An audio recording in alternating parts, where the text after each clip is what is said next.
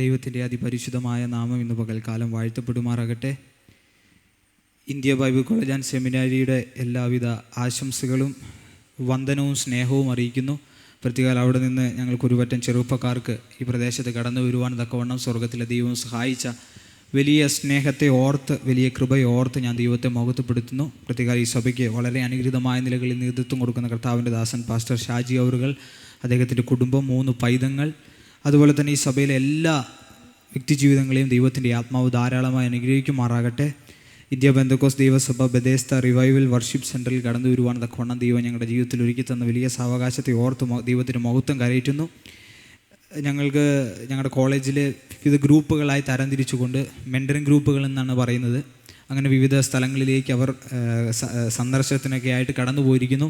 അതിൽ നിന്ന് ഒരു ടീമാണ് ഞങ്ങൾ ഇവിടെ കടന്നു വരുവാൻ തക്കവണ്ണം ഇടയായിത്തീരുന്നു. അതിന് മുഖാന്തരമായത് കർത്താവിൻ്റെ ദാസൻ്റെ മൂത്ത മകനായ ബ്രദർ സ്റ്റെഫാനാണ് അതിൻ്റെ മുഖാന്തരങ്ങളെ ഒരുക്കിയത്. സ്റ്റെഫാനെ ഓർത്ത് ഞങ്ങൾ ദൈവത്തെ മഹത്വപ്പെടുത്തുന്നു. പ്രത്യേക ഞങ്ങളുടെ കോളേജിൽ നിന്ന് ഞങ്ങൾ 10ഓളം വിദ്യാർത്ഥികളാണ് ഇവിടെ കടന്നു വരുവാൻ തക്കോണം ദൈവം ഇടയാക്കിയത്. ഞങ്ങളുടെ വിദ്യാർത്ഥി സമൂഹത്തിൽ ഞങ്ങളിപ്പോൾ കടന്നു വന്നതിൽ 4 സംസ്ഥാനങ്ങളെ റെപ്രസെൻ്റ് ചെയ്യുന്ന 5 വിവിധ ഭാഷകളെ പ്രതിനിധാനം ചെയ്യുന്ന വിദ്യാർത്ഥികളാണ് ഞങ്ങൾ കടന്നു വന്നത്. പ്രത്യേക ഞങ്ങളിവിടെ കടന്നു വരുവാൻ ദൈവം സഹായിച്ചു. വളരെ അനുഗ്രഹീതമായ നിലകളിൽ കർത്താവിൻ്റെ ദാസനും കുടുംബവും ഞങ്ങളെ ആതിഥ്യ മര്യാദകളോടെ സ്വീകരിക്കുവാനും ഞങ്ങളെ ട്രീറ്റ് ചെയ്യുവാനൊക്കെയും ഇടയായിത്തീർന്നു. അതിനെ ഓർത്ത് ഞാൻ ദൈവത്തെ മഹത്വപ്പെടുത്തുന്നു, സ്തുതിക്കുന്നു, സ്തോത്രം ചെയ്യുന്നു. പ്രത്യേക സ്റ്റെഫാനെ ഓർത്ത് ഞങ്ങൾ ദൈവത്തെ മഹത്വപ്പെടുത്തുന്നു. ഞങ്ങൾക്കൊന്നിച്ച് ഒരു കോളേജിൽ ദൈവത്തിൻ്റെ വചനം പഠിക്കുവാൻ ലഭിക്കുന്ന വലിയ ഭാഗത്തെ ഓർത്ത് ദൈവം അത്തരത്തിലുള്ളൊരു അവസരമൊരുക്കിയതിനെ ഓർത്ത് ഇവിടെ കടന്നു വരുവാനൊരു മുഖാന്തരം ഒരുക്കിയതിനെ ഓർത്ത് ഞങ്ങൾ ദൈവത്തെ മഹത്വപ്പെടുത്തുന്നു. തുടർന്നുള്ള ചില നിമിഷങ്ങളിൽ ഞങ്ങളുടെ കോളേജിൽ നിന്ന് വന്ന വിദ്യാർത്ഥികൾ നിങ്ങൾക്ക് മുമ്പിൽ ചില ഗാനങ്ങളെ ഞങ്ങൾ പാടുവാനും ദൈവത്തെ മഹത്വപ്പെടുത്തുവാനും ഞങ്ങളുടേതായ ജീവിത അനുഭവങ്ങളെ നിങ്ങളുമായി പങ്കുവയ്ക്കുവാനൊക്കെ ഞങ്ങൾ ആഗ്രഹിക്കുന്നു, താല്പര്യപ്പെടുന്നു. ഞങ്ങളുടെ കോളേജിൽ നിന്ന് കടന്നു വന്ന 5 വിവിധ ഭാഷകളെ റെപ്രസെൻ്റ് ചെയ്യുന്ന 4 സംസ്ഥാനങ്ങളിൽ നിന്നുള്ള ആളുകളാണ് കടന്നു വന്നിരിക്കുന്നത്. ഞങ്ങൾ ഓരോ ഭാഷകളിലുള്ള ഗാനങ്ങളിലൂടെ പാടുവാനിടയായി തീരും. പ്രാരംഭമായി ഞങ്ങൾ ഹിന്ദി ഭാഷയിലാണ് ഞങ്ങൾ പാട്ട് പാടി ദൈവത്തെ മഹത്വപ്പെടുത്തുവാൻ ആഗ്രഹിക്കുന്നത്. അതിനുവേണ്ടി ബ്രദർ സുബാങ്കർ ആൻഡ് ബ്രദർ അഭിദാൻ ഛേത്രി അവർ രണ്ടുപേരും മുമ്പോട്ട് കടന്നു വന്ന് ദൈവത്തെ പാടി മഹത്വപ്പെടുത്തുവാനിടയായിത്തീരും. ഹിന്ദി ഭാഷയിലാണ് ഇവർ രണ്ടുപേരും പാടുവാൻ പോകുന്നത്. സുബാങ്കറും അഭിദാനും രണ്ടുപേരും വെസ്റ്റ് ബംഗാൾ സ്വദേശികളാണ്. സുബാങ്കർ വെസ്റ്റ് ബംഗാളിലെ കൊൽക്കത്ത സ്വദേശിയാണ്. അദ്ദേഹത്തിൻ്റെ വീട്ടിൽ പിതാവ്, മാതാവ്, ഒരു സഹോദരി ഉണ്ട്. അദ്ദേഹത്തിൻ്റെ പിതാവ് ഒരു ഓട്ടോ ഡ്രൈവറാണ്. അദ്ദേഹം കൊൽക്കത്തയിൽ നിന്നാണ് കടന്നു വരുന്നത്. ഇന്ത്യ ബൈബിൾ കോളേജ് ആൻഡ് സെമിനാരിയിൽ BTH സെക്കൻഡ് ഇയർ വിദ്യാർത്ഥിയാണ്. അതുപോലെ തന്നെ അഭിദാൻ ഛേത്രി, അദ്ദേഹവും വെസ്റ്റ് ബംഗാൾ സ്വദേശിയാണ്. അദ്ദേഹം കടന്നു വരുന്നത് ഡാർജിലിംഗിൽ നിന്നാണ്. അദ്ദേഹത്തിൻ്റെ ഭവനത്തിൽ പിതാവ്, മാതാവ്, പിന്നെ അദ്ദേഹം ഏക മകനാണ് അദ്ദേഹത്തിൻ്റെ മാതാപിതാക്കൾക്ക്. അതുപോലെ തന്നെ അദ്ദേഹത്തിൻ്റെ മാതാപിതാക്കൾ ചെറിയ ഒരു സംരംഭം നടത്തിക്കൊണ്ടിരിക്കുന്നു. ഇവർ രണ്ടുപേരും ഇപ്പോൾ ഹിന്ദി ഭാഷയിൽ വളരെ മനോഹരമായൊരു ഗാനം പാടുവാനിടയായിത്തീരും. Praise the Lord. Let's sing this song and praise the God.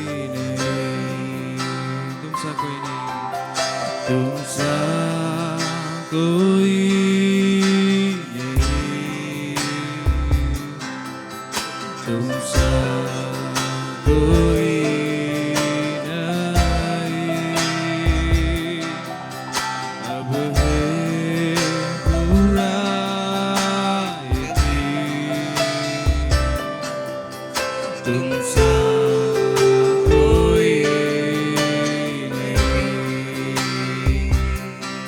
यीशु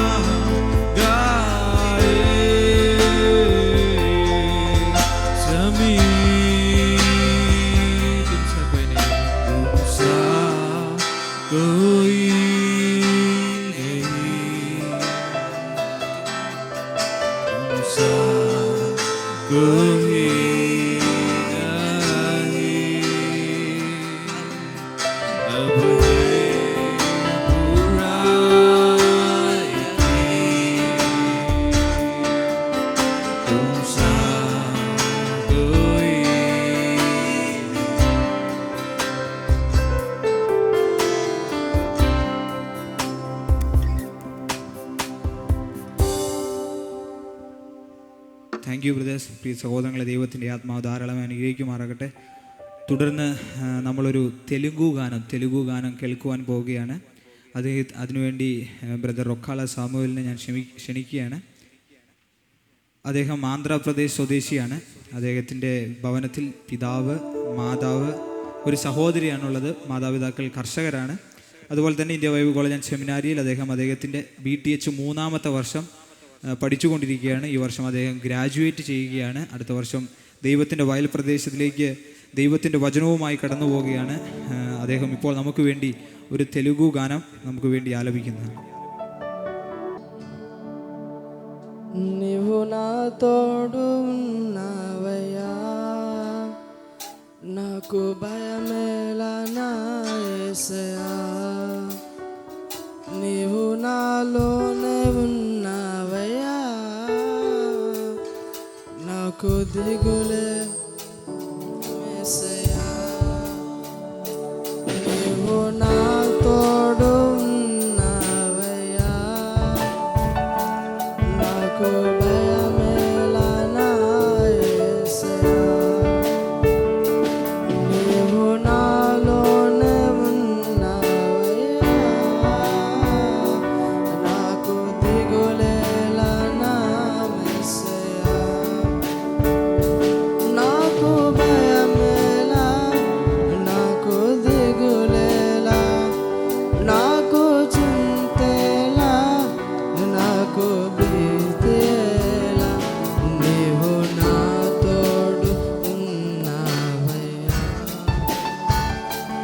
నాకు భయమేలా నా యేసయ్యా. నీవు నాలోనే ఉన్నావయ్యా,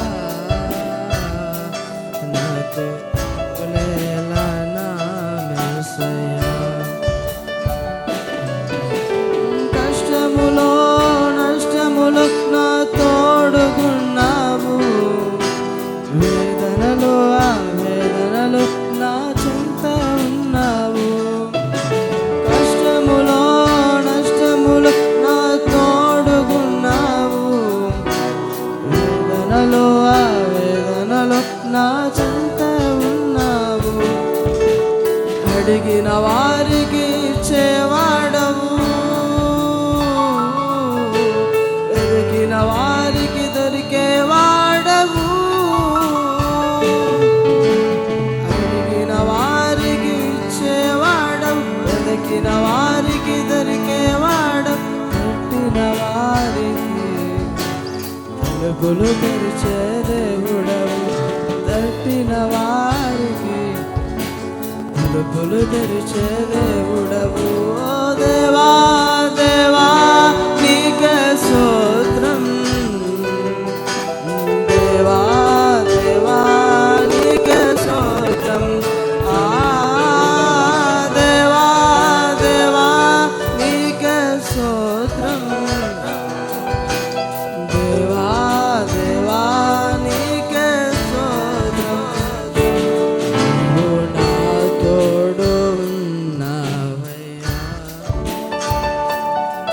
నాకు భయమేలా నా యేసయ్యా. ఓ నాలోనే ఉన్నవయ్యా, నాకు దిగులేలా నా యేసయ్యా. నాకు భయమేలా, నాకు దిగులేలా, నాకు చింతలా, నాకు భీతేలా, నీవు నా తోడు ఉన్నావయ్యా. నాకు భయమేలా నా యేసయ్యా. నీవు నాలోనే ఉన్నావయ్యా, నాకు దిగులేలా నా యేసయ్యా. ആമേൻ. ഹല്ലേലൂയ. നമ്മുടെ കരങ്ങളെ തട്ടി ദൈവത്തെ ഒന്ന് മഹത്വപ്പെടുത്തിയാട്ടെ. അടുത്തതായി നമ്മൾ കേൾക്കുവാൻ പോകുന്നൊരു തമിഴ് ഗാനമാണ്.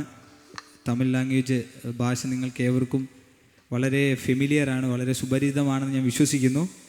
രണ്ട് സഹോദരങ്ങളാണ് നമ്മൾക്ക് വേണ്ടി തമിഴ് ഗാനം ആലപിക്കുവാൻ പോകുന്നത്. ഇവിടെ ആദ്യം നിൽക്കുന്നത് ജെറോമാണ്. അദ്ദേഹത്തിൻ്റെ പേര് ജെറോം എന്നാണ്. അദ്ദേഹത്തിൻ്റെ വീട് തമിഴ്നാട് തൂത്തുക്കുടിയിലാണ് അദ്ദേഹത്തിൻ്റെ സ്വദേശം എന്ന് പറയുന്നത്.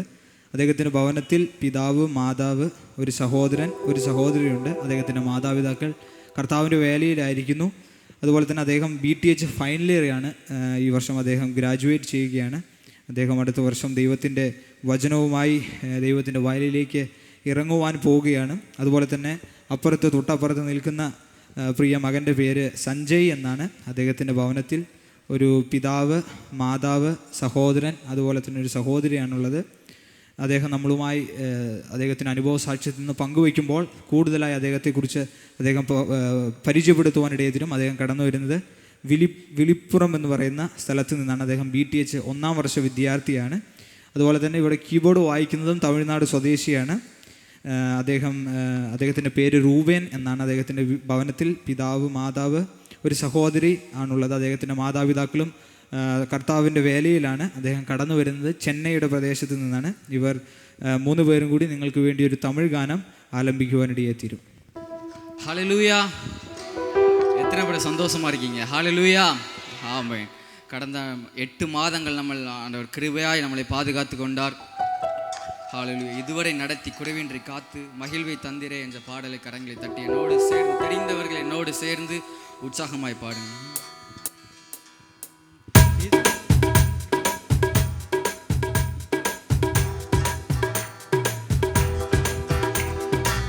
இதுவரை நடத்தி குறைவின்றி காத்து மகிழ்வை தந்தீரே நன்றி ஐயா. இதுவரை நடத்தி குறைவின்றி காத்து மகிழ்வை தந்தீரே நன்றி ஐயா. தண்ணீரை கடந்தேன், சோதனை ஜெயித்தேன், மாதிலை தாண்டினேன் உம்பலத்தால். தண்ணீரை கடந்தேன், சோதனை ஜெயித்தேன், மாதிலை தாண்டினேன் உம்பலத்தால். நன்றி நன்றி ஐயா, உம்மை உயர்த்திடுவே. நன்றி நன்றி ஐயா, உம்மை உயர்த்திடுவே. இதுவரை நடத்தி குறைவின்றி காத்து மகிழ்வை தந்தீரே நன்றி ஐயா. இதுவரை நடத்தி குறைவின்றி காத்து மகிழ்வை தந்தீரே நன்றி ஐயா. ஆபத்து நாளில் அனுகூலமான துணையுமானீரே நன்றி ஐயா. ஆபத்து நாளில் அனுகூலமான துணையுமானீரே நன்றி ஐயா. நன்றி நன்றி ஐயா, உம்மை உயர்த்திடுவே. நன்றி நன்றி ஐயா, உம்மை உயர்த்திடுவே. இதுவரை நடத்தி குறைவின்றி காத்து மகிழ்வை தந்தீரே நன்றி ஐயா. இதுவரை நடத்தி குறைவின்றி காத்து மகிழ்வை தந்தீரே நன்றி ஐயா. உம் கரம் நீட்டி ஆசி ஆசீர்வதித்து எல்லை பெருக்கிடி நன்றி ஐயா. உம் கரம் நீட்டி ஆசீர்வதித்து எல்லை பெருக்கிடி நன்றி ஐயா. நன்றி நன்றி ஐயா, உம்மை உயர்த்திடுவே. நன்றி நன்றி ஐயா, உம்மை உயர்த்திடுவே. உம் கரம் நீட்டி ஆசீர்வதித்து எல்லை பெருக்கிடி நன்றி ஐயா. உம் கரம் நீட்டி ஆசீர்வதித்து எல்லை பெருக்கிடி நன்றி ஐயா. நன்றி நன்றி ஐயா, உம்மை உயர்த்திடுவே. நன்றி நன்றி ஐயா, உம்மை உயர்த்திடுவே. அபிஷேகம் தந்து வரங்களை ஈந்து பயன்பட செய்தீரே நன்றி ஐயா. அபிஷேகம் தந்து வரங்களை ஈந்து பயன்பட செய்தீரே நன்றி ஐயா. நன்றி நன்றி ஐயா, உம்மை உயர்த்திடுவே. நன்றி நன்றி ஐயா, உம்மை உயர்த்திடுவே. கிருபைகள் தந்து சபையை தந்து உயர்த்தி வைத்தீரே நன்றி ஐயா. கிருபைகள் தந்து சபையை தந்து உயர்த்தி வைத்தீரே நன்றி ஐயா. நன்றி நன்றி ஐயா, உம்மை உயர்த்திடுவே. நன்றி நன்றி ஐயா, உம்மை உயர்த்திடுவே. இதுவரை நடத்தி உறவின்றி காத்து மகிழ்வை தந்தீரே நன்றி ஐயா. இதுவரை நடத்தி உறவின்றி காத்து மகிழ்வை தந்தீரே நன்றி ஐயா. ഹല്ലേലൂയ. അടുത്തതായി നമ്മളൊരു നേപ്പാളി സോങ് കേൾക്കാൻ പോവുകയാണ്. അത് പാടുന്നതിന് വേണ്ടി മുമ്പ് ഹിന്ദി സോങ് പാടി നമ്മളെ സഹായിച്ച ബ്രദർ അഭിദാൻ ഛേത്രിയെ ഞാൻ ക്ഷണിക്കുന്നു. അദ്ദേഹത്തിൻ്റെ പരിചയപ്പെടുത്തിയതുപോലെ അദ്ദേഹം ഡാർജിലിംഗിൽ നിന്നാണ് കടന്നു വരുന്നത്. അദ്ദേഹം ഇന്ത്യ ബൈബിൾ കോളേജ് ആൻഡ് സെമിനാരിയിൽ BTH 1ാമത്തെ വർഷ വിദ്യാർത്ഥിയാണ്. അദ്ദേഹത്തിൻ്റെ ഡിപ്ലോമ 2 വർഷം പൂർത്തീകരിച്ചതിന് ശേഷം ഞങ്ങളുടെ കോളേജിൽ വരുവാനിടയായിരുന്നു. വളരെ മനോഹരമായി ഗിറ്റാർ വായിക്കുന്ന, വളരെ മനോഹരമായി പാടുന്ന ഒരു പ്രിയ സഹോദരനാണ്. അദ്ദേഹത്തെ മനോഹരമായ രീതിയിൽ ഒരു നേപ്പാളി ഗാനം പാടുവാൻ ഹാർദവുമായി സ്വാഗതം ചെയ്യുന്നു. Praise the Lord.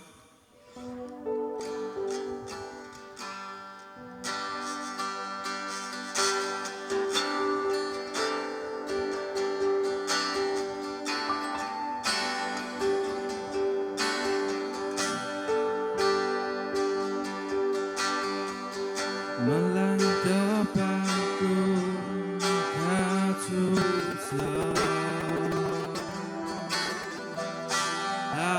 primo kumbahano,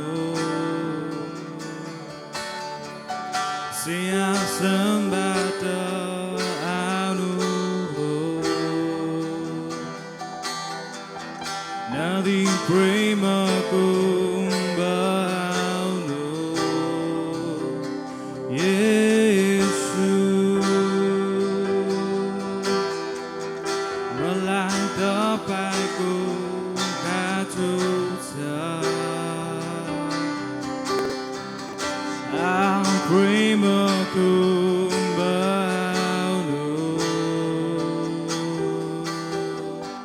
siya sambata anu,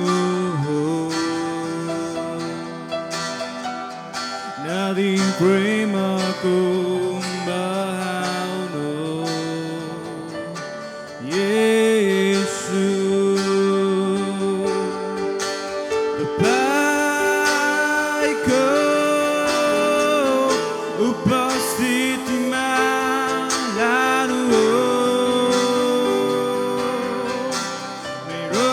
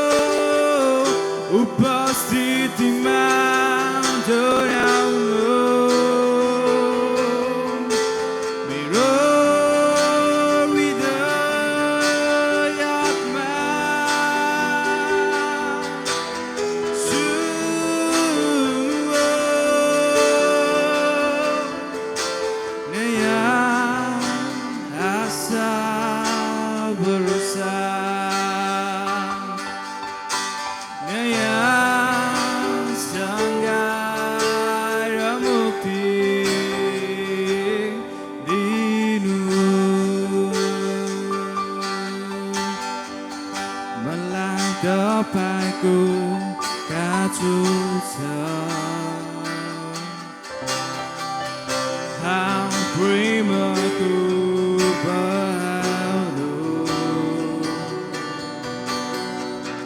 sia sambata anu nothing prima cubano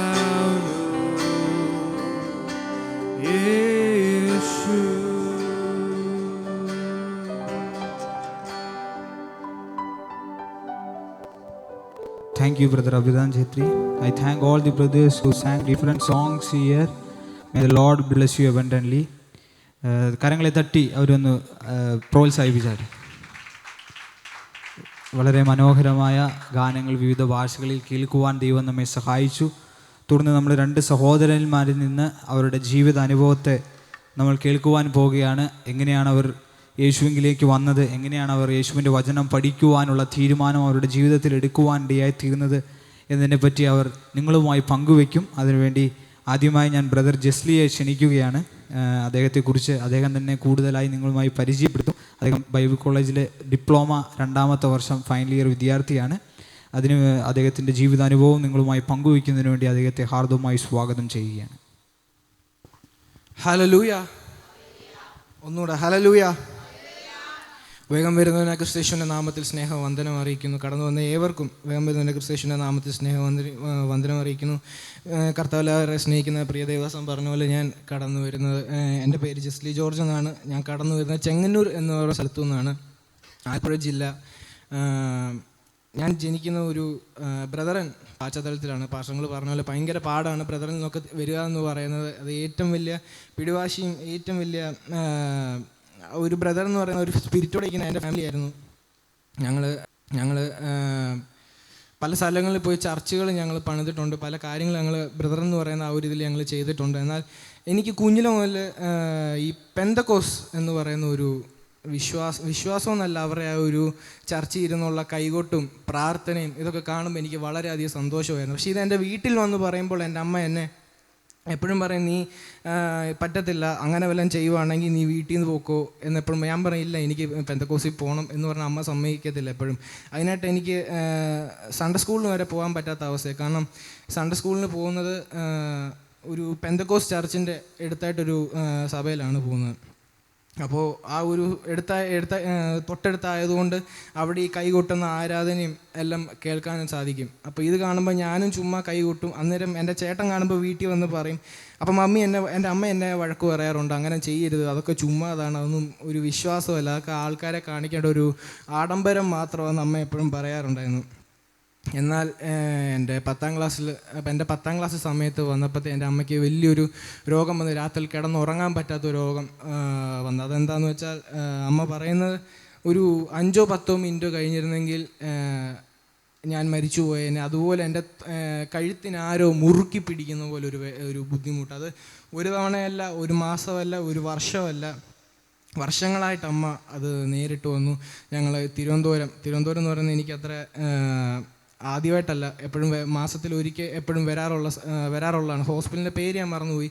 അവിടെ സ്ഥിരം അമ്മയും കൊണ്ട് വരാറുണ്ട്. അതിനായിട്ട് 1000 മുടക്കിയിട്ടുണ്ട് അമ്മയും കൊണ്ട് വന്ന്. അപ്പോൾ ഞങ്ങൾക്ക് ഇതിനെപ്പറ്റി അറിയത്തില്ല, കാരണം ഇതിനൊരു വിടുതലോ കാര്യങ്ങളോ ഒന്നും ഉണ്ടാവുന്നില്ല. പക്ഷേ ഒരു തവണ അമ്മ തിരുവനന്തപുരത്ത് ഞങ്ങൾ കാറിൽ പോകുന്ന വഴി ചുമ്മാ യൂട്യൂബിലൊരു വീഡിയോ കണ്ടു, ആസാദി എന്ന് പറയുന്ന ചാനൽ. അതിൻ്റെ അകത്ത് കർത്താവിലേക്ക് വന്ന പല ദൈവമക്കളുടെ സാക്ഷ്യമാണ്. അമ്മ അത് കണ്ടിട്ട് അമ്മ ആദ്യമേ വിശ്വസിച്ചില്ല. പക്ഷെ പിന്നെ അമ്മ എന്തോ ഉള്ളി പ്രേരിപ്പിച്ചു, നീ അത് കാണ്, എന്താ അവർ പറയുന്നത് നീ കേൾക്കുന്നുള്ളൊരിത്. അമ്മ അത് കേട്ടു. അമ്മയ്ക്കാണെങ്കിൽ ഒരു അമ്മയുടെ അമ്മയുടെ അനിയത്തിയുണ്ട്. ആളാണെങ്കിൽ ഡൽഹിയിൽ ഹെബ്രോൺ എന്ന് പറഞ്ഞ ചർച്ച്, അവിടെ മുന്നോട്ട് അവർ കൊണ്ടുവന്നു. അപ്പോൾ ആൻറ്റി വിളിച്ചു ചോദിച്ചു, ഈ അഭിഷേകം, അന്യഭാഷ, ഇതൊക്കെ സത്യമാണോ അതോ ചുമ്മാ ആൾക്കാരെ കാണിക്കേണ്ട ഒരു ആഡംബരമാണോ എന്ന് ചോദിച്ചു. അവർ പറഞ്ഞു, ഇല്ല, നീ വിശ്വസിക്കണം, ഇത് സത്യമാണ്, ഇതിൽ വിശ്വസിച്ചാൽ നിനക്ക് പ്രതിഫലം തീർച്ചയായിട്ടും കർത്താവ് വരും, ഇത് വിശ്വസിച്ചാൽ തീർച്ചയായിട്ടും നിനക്ക് സൗഖ്യം വരുമെന്ന് പറഞ്ഞു. അപ്പോൾ അമ്മ അതിൽ വിശ്വസിക്കാൻ തുടങ്ങി. പതിയെ ഈ ആരാധനകൾക്ക് അമ്മ പോകാൻ തുടങ്ങി. അത് നമ്മുടെ ചർച്ച അറിയാതെ, പപ്പ അറിയാതെ, എൻ്റെ സഹോദരൻ അറിയാതെ, ഞാനും അറിയാതെ അമ്മ പോകാൻ തുടങ്ങി. എന്നാൽ പതിയെ അമ്മ മുമ്പോട്ട് വരുമ്പോഴും എൻ്റെ അടുത്ത് പറഞ്ഞു, ഞാൻ ഇതിൽ പോകുന്നുണ്ട്, നീ വരുന്നോന്ന് ചോദിച്ചു. ഞാൻ വളരെയധികം ഞാൻ കണ്ണുനീരോടെ കണ്ണുനീരോടെ എൻ്റെ അമ്മയെ കെട്ടിപ്പിടിച്ചിട്ട് പറഞ്ഞു ഞാൻ വരുമെന്ന് പറഞ്ഞു. എനിക്ക് വളരെ സന്തോഷമുണ്ടെന്ന് പറഞ്ഞു. കാരണം അമ്മയാണ് ഇതിൽ ഏറ്റവും മുറുകെ വാശി പിടിച്ചത്. ഇല്ല ഞാൻ വരത്തില്ല, പെന്തിക്കോസൊന്നും ശരിയല്ല, നീ പോവരുതെന്ന് പറഞ്ഞാൽ എന്നെ ഏറ്റവും കൂടുതൽ വഴക്ക് പറഞ്ഞ എൻ്റെ അമ്മയെ തന്നെ കർത്താവ് ആദ്യമേ ഇറക്കി വീട്ടിൽ നിന്ന്. അതിൽ എനിക്ക് വളരെയധികം സന്തോഷമുണ്ട്. അപ്പോൾ എൻ്റെ സഹോദരനും എൻ്റെ പപ്പായും പറഞ്ഞു, നിങ്ങളെ ഞാൻ എല്ലാ ആരാധനയ്ക്കും കൊണ്ടുവിടാം, പക്ഷെ ഞങ്ങളെ നോക്കണ്ട. എന്നാൽ ആ ഒരു ഒരാഴ്ച നീണ്ടു നിന്നുള്ളൂ. അടുത്ത ഞായറാഴ്ച ഒരു സഭയിൽ അവരും കൂടെ വന്നു. അവരും സന്തോഷത്തോടെ ഇപ്പോൾ ഇരിക്കുന്നു. കുഞ്ഞിലെ മുതൽ കർത്താവിൻ്റെ വേല ചെയ്യാൻ വളരെ ആഗ്രഹമുള്ള ഒരാളെന്നാൽ ആ രീതിയിലൊന്നും ജീവിക്കാൻ സാധിച്ചിട്ടില്ല, എന്നാൽ അതിനോടൊരു ഇഷ്ടമുള്ള ഒരാളായിരുന്നു. എൻ്റെ 10ാം ക്ലാസ്സിലെ പഠനം കഴിഞ്ഞു. പ്ലസ് ടുവിലെത്തുന്ന ആ ഒരു സമയം വരെ എനിക്ക് കൂട്ടുകാർ എന്ന് പറഞ്ഞാൽ വലിയൊരു സ്പിരിറ്റായിരുന്നു. കൂട്ടുകാരന് അവർ കണ്ട എന്ത് പൈസ ചോദിച്ചാൽ പൈസ, എന്തെങ്കിലും പ്രശ്നങ്ങൾക്ക് പോകാനാണെങ്കിൽ അവർ എല്ലാ കാര്യത്തിനും കൂട്ടുകാർ മാത്രമേ ഉള്ളായിരുന്നു എനിക്ക്. എന്നാൽ എനിക്ക് വലിയൊരു എൻ്റെ പ്ലസ് ടുവിൽ എനിക്കൊരു സബ്ജക്റ്റ് ഫെയിലായി. ആ സമയത്ത് എൻ്റെ കൂടെ പഠിച്ചവരെല്ലാം ആരും എന്നെ വിളിക്കുന്നില്ല, അവരെല്ലാം ജയിച്ചു പോയി. ആരും എന്നെ വിളിക്കുന്നില്ല, ആശ്വസിപ്പിക്കാൻ ആരും എനിക്കത് സഹിച്ചില്ല. അപ്പോൾ എനിക്കാണെന്ന് എൻ്റെ കൂടെ വന്ന ഒരു മനുഷ്യർ പോലും എന്നെ സഹായിച്ചു. എൻ്റെ പപ്പ മമ്മി ഇവരെല്ലാവരും പറഞ്ഞു നീ പ്രാർത്ഥിക്കുക, സാരമില്ല എന്ന് പറഞ്ഞ് പ്രാർത്ഥിച്ച് കർത്താവിനോട് ഞാൻ ചോദിച്ചു, കർത്താവ് ഞാൻ എന്ത് ചെയ്യും, എനിക്ക് ദൈവവേല ചെയ്യണമെന്നുണ്ട്, പക്ഷേ നിൻ്റെ ഹിതത്തിൽ ഞാൻ ജീവിച്ചില്ലെന്ന് ഞാൻ കർത്താവിനോട് ഞാൻ പറഞ്ഞു. അപ്പോൾ കർത്താവ് എന്നിലൂടെയല്ല വേറൊരു ആൻറ്റിയിലൂടെ എൻ്റെ അടുത്ത് പറഞ്ഞു, നീ ദൈവവേലയ്ക്ക് പോവുകയാണെങ്കിൽ നിനക്ക് ഞാനൊരു കോളേജ് പറഞ്ഞു തരാം, നീ പ്രാർത്ഥിക്കുക എന്ന് പറഞ്ഞു. അങ്ങനെ ഇന്ത്യ ബൈബിൾ കോളേജ് സെമിനാരി എന്ന കോളേജിൽ ഞാൻ തീരുമാനമെടുത്തു. അവിടെ പോകുന്നതിന് മുമ്പ് കർത്താവ് എനിക്ക് അഭിഷേകം തന്നു, അന്യഭാഷ വരങ്ങളെ കർത്താവ് എനിക്ക് തന്നു, എന്നെ അനുഗ്രഹിച്ചു. ഇപ്പം ഞങ്ങൾ ഓദ്രയിൽ സിയോൺ എന്ന് പറഞ്ഞ സഭയിൽ ഞങ്ങൾ പൊയ്ക്കൊണ്ടിരിക്കുന്നു.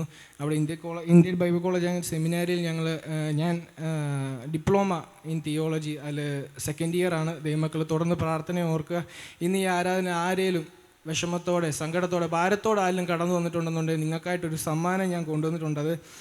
അത് എൻ്റെ ജീവിതത്തിൽ എനിക്ക് മാറ്റിമറിച്ച് എനിക്ക് ദുഃഖങ്ങൾ, ഭാരങ്ങൾ, സങ്കടങ്ങൾ, പല ഞെരുക്കങ്ങൾ വന്നപ്പോഴും കർത്താവ് എന്നെ ബലപ്പെടുത്തിയ ഒരു വാക്യമാണ്, എനിക്ക് തന്ന ഒരു വാക്യമാണ്. അത് ഞാൻ നിങ്ങൾക്കും തരുന്നു. സങ്കീർത്തനം 126:5 കണ്ണുനീരോടെ വിതയ്ക്കുന്നവൻ ആർപ്പോടെ കൊയ്യും, കണ്ണുനീരോടെ വിതയ്ക്കുന്നവൻ ആർപ്പോടെ കൊയ്യും. എൻ്റെ ജീവിതത്തിൽ എനിക്ക് വന്ന ബുദ്ധിമുട്ടുകളെല്ലാം ഞാൻ കണ്ണുനീരോടെ വിതച്ചിട്ടുണ്ട്. കണ്ണുനീരോടെ കർത്താവിൻ്റെ സന്നിധിയിൽ ഞാൻ ഇരുന്നിട്ടുണ്ട് മണിക്കൂറോളം. അതിനെല്ലാം കർത്താവ് എനിക്ക് പ്രതിഫലം തന്നിട്ടുണ്ട്. സാമ്പത്തികത്തിലാണെങ്കിലും എന്തിലും കർത്താവ് എനിക്ക് പ്രതിഫലം തന്നിട്ടുണ്ട്. തുടർന്ന് ദൈവമക്കൾ പ്രാർത്ഥന ഓർക്കുക. നിങ്ങൾ എല്ലാ രാത്രിയിലും മുഴങ്കാൽ മടക്കാൻ നിങ്ങൾ തയ്യാറാണെങ്കിൽ കർത്താവ് നിങ്ങളുടെ വലിയൊരു വിടുതൽ കർത്താവ് പ്രവർത്തിക്കുന്നതായിരിക്കും. ദൈവനാമം വാഴ്ത്തപ്പെടുമാറാകട്ടെ. പ്രിയ പൈതലിനെ ദൈവത്തിൻ്റെ ആത്മാവ് ധാരാളമായി അനുഗ്രഹിക്കുമാറാകട്ടെ. പ്രിയ മകനിലൂടെ ദൈവം നമ്മെ കേൾപ്പിച്ചതുപോലെ കണ്ണുനീരോടെ നമ്മൾ ദൈവത്തിൻ്റെ സന്നിധിയിൽ ഇരിക്കുവാൻ തയ്യാറായാൽ നമ്മുടെ ഏത് ആവശ്യമാണെങ്കിലും അതിൻ്റെ മധ്യത്തിൽ പ്രവർത്തിക്കുന്ന ഒരു ദൈവമുണ്ട് എന്ന് ആ പ്രിയ മകൻ്റെ അനുഭവ സാക്ഷ്യത്തിലൂടെ നമുക്ക് കേൾക്കുവാനിടയായി തീർന്നു. തുടർന്ന് നമ്മളൊരു അനുഭവ സാക്ഷ്യം കൂടി കേൾക്കുവാൻ പോവുകയാണ്. അതിനുവേണ്ടി ഞാൻ ബ്രദർ സഞ്ജയെ ക്ഷണിക്കുകയാണ്. ஹல்லேலூயா. கர்த்தரோட நாமம் பரிசுத்தப்படுத்துவதாக. இந்த நாளில் வந்திருக்கிற ரொம்ப சந்தோஷப்படுறேன்.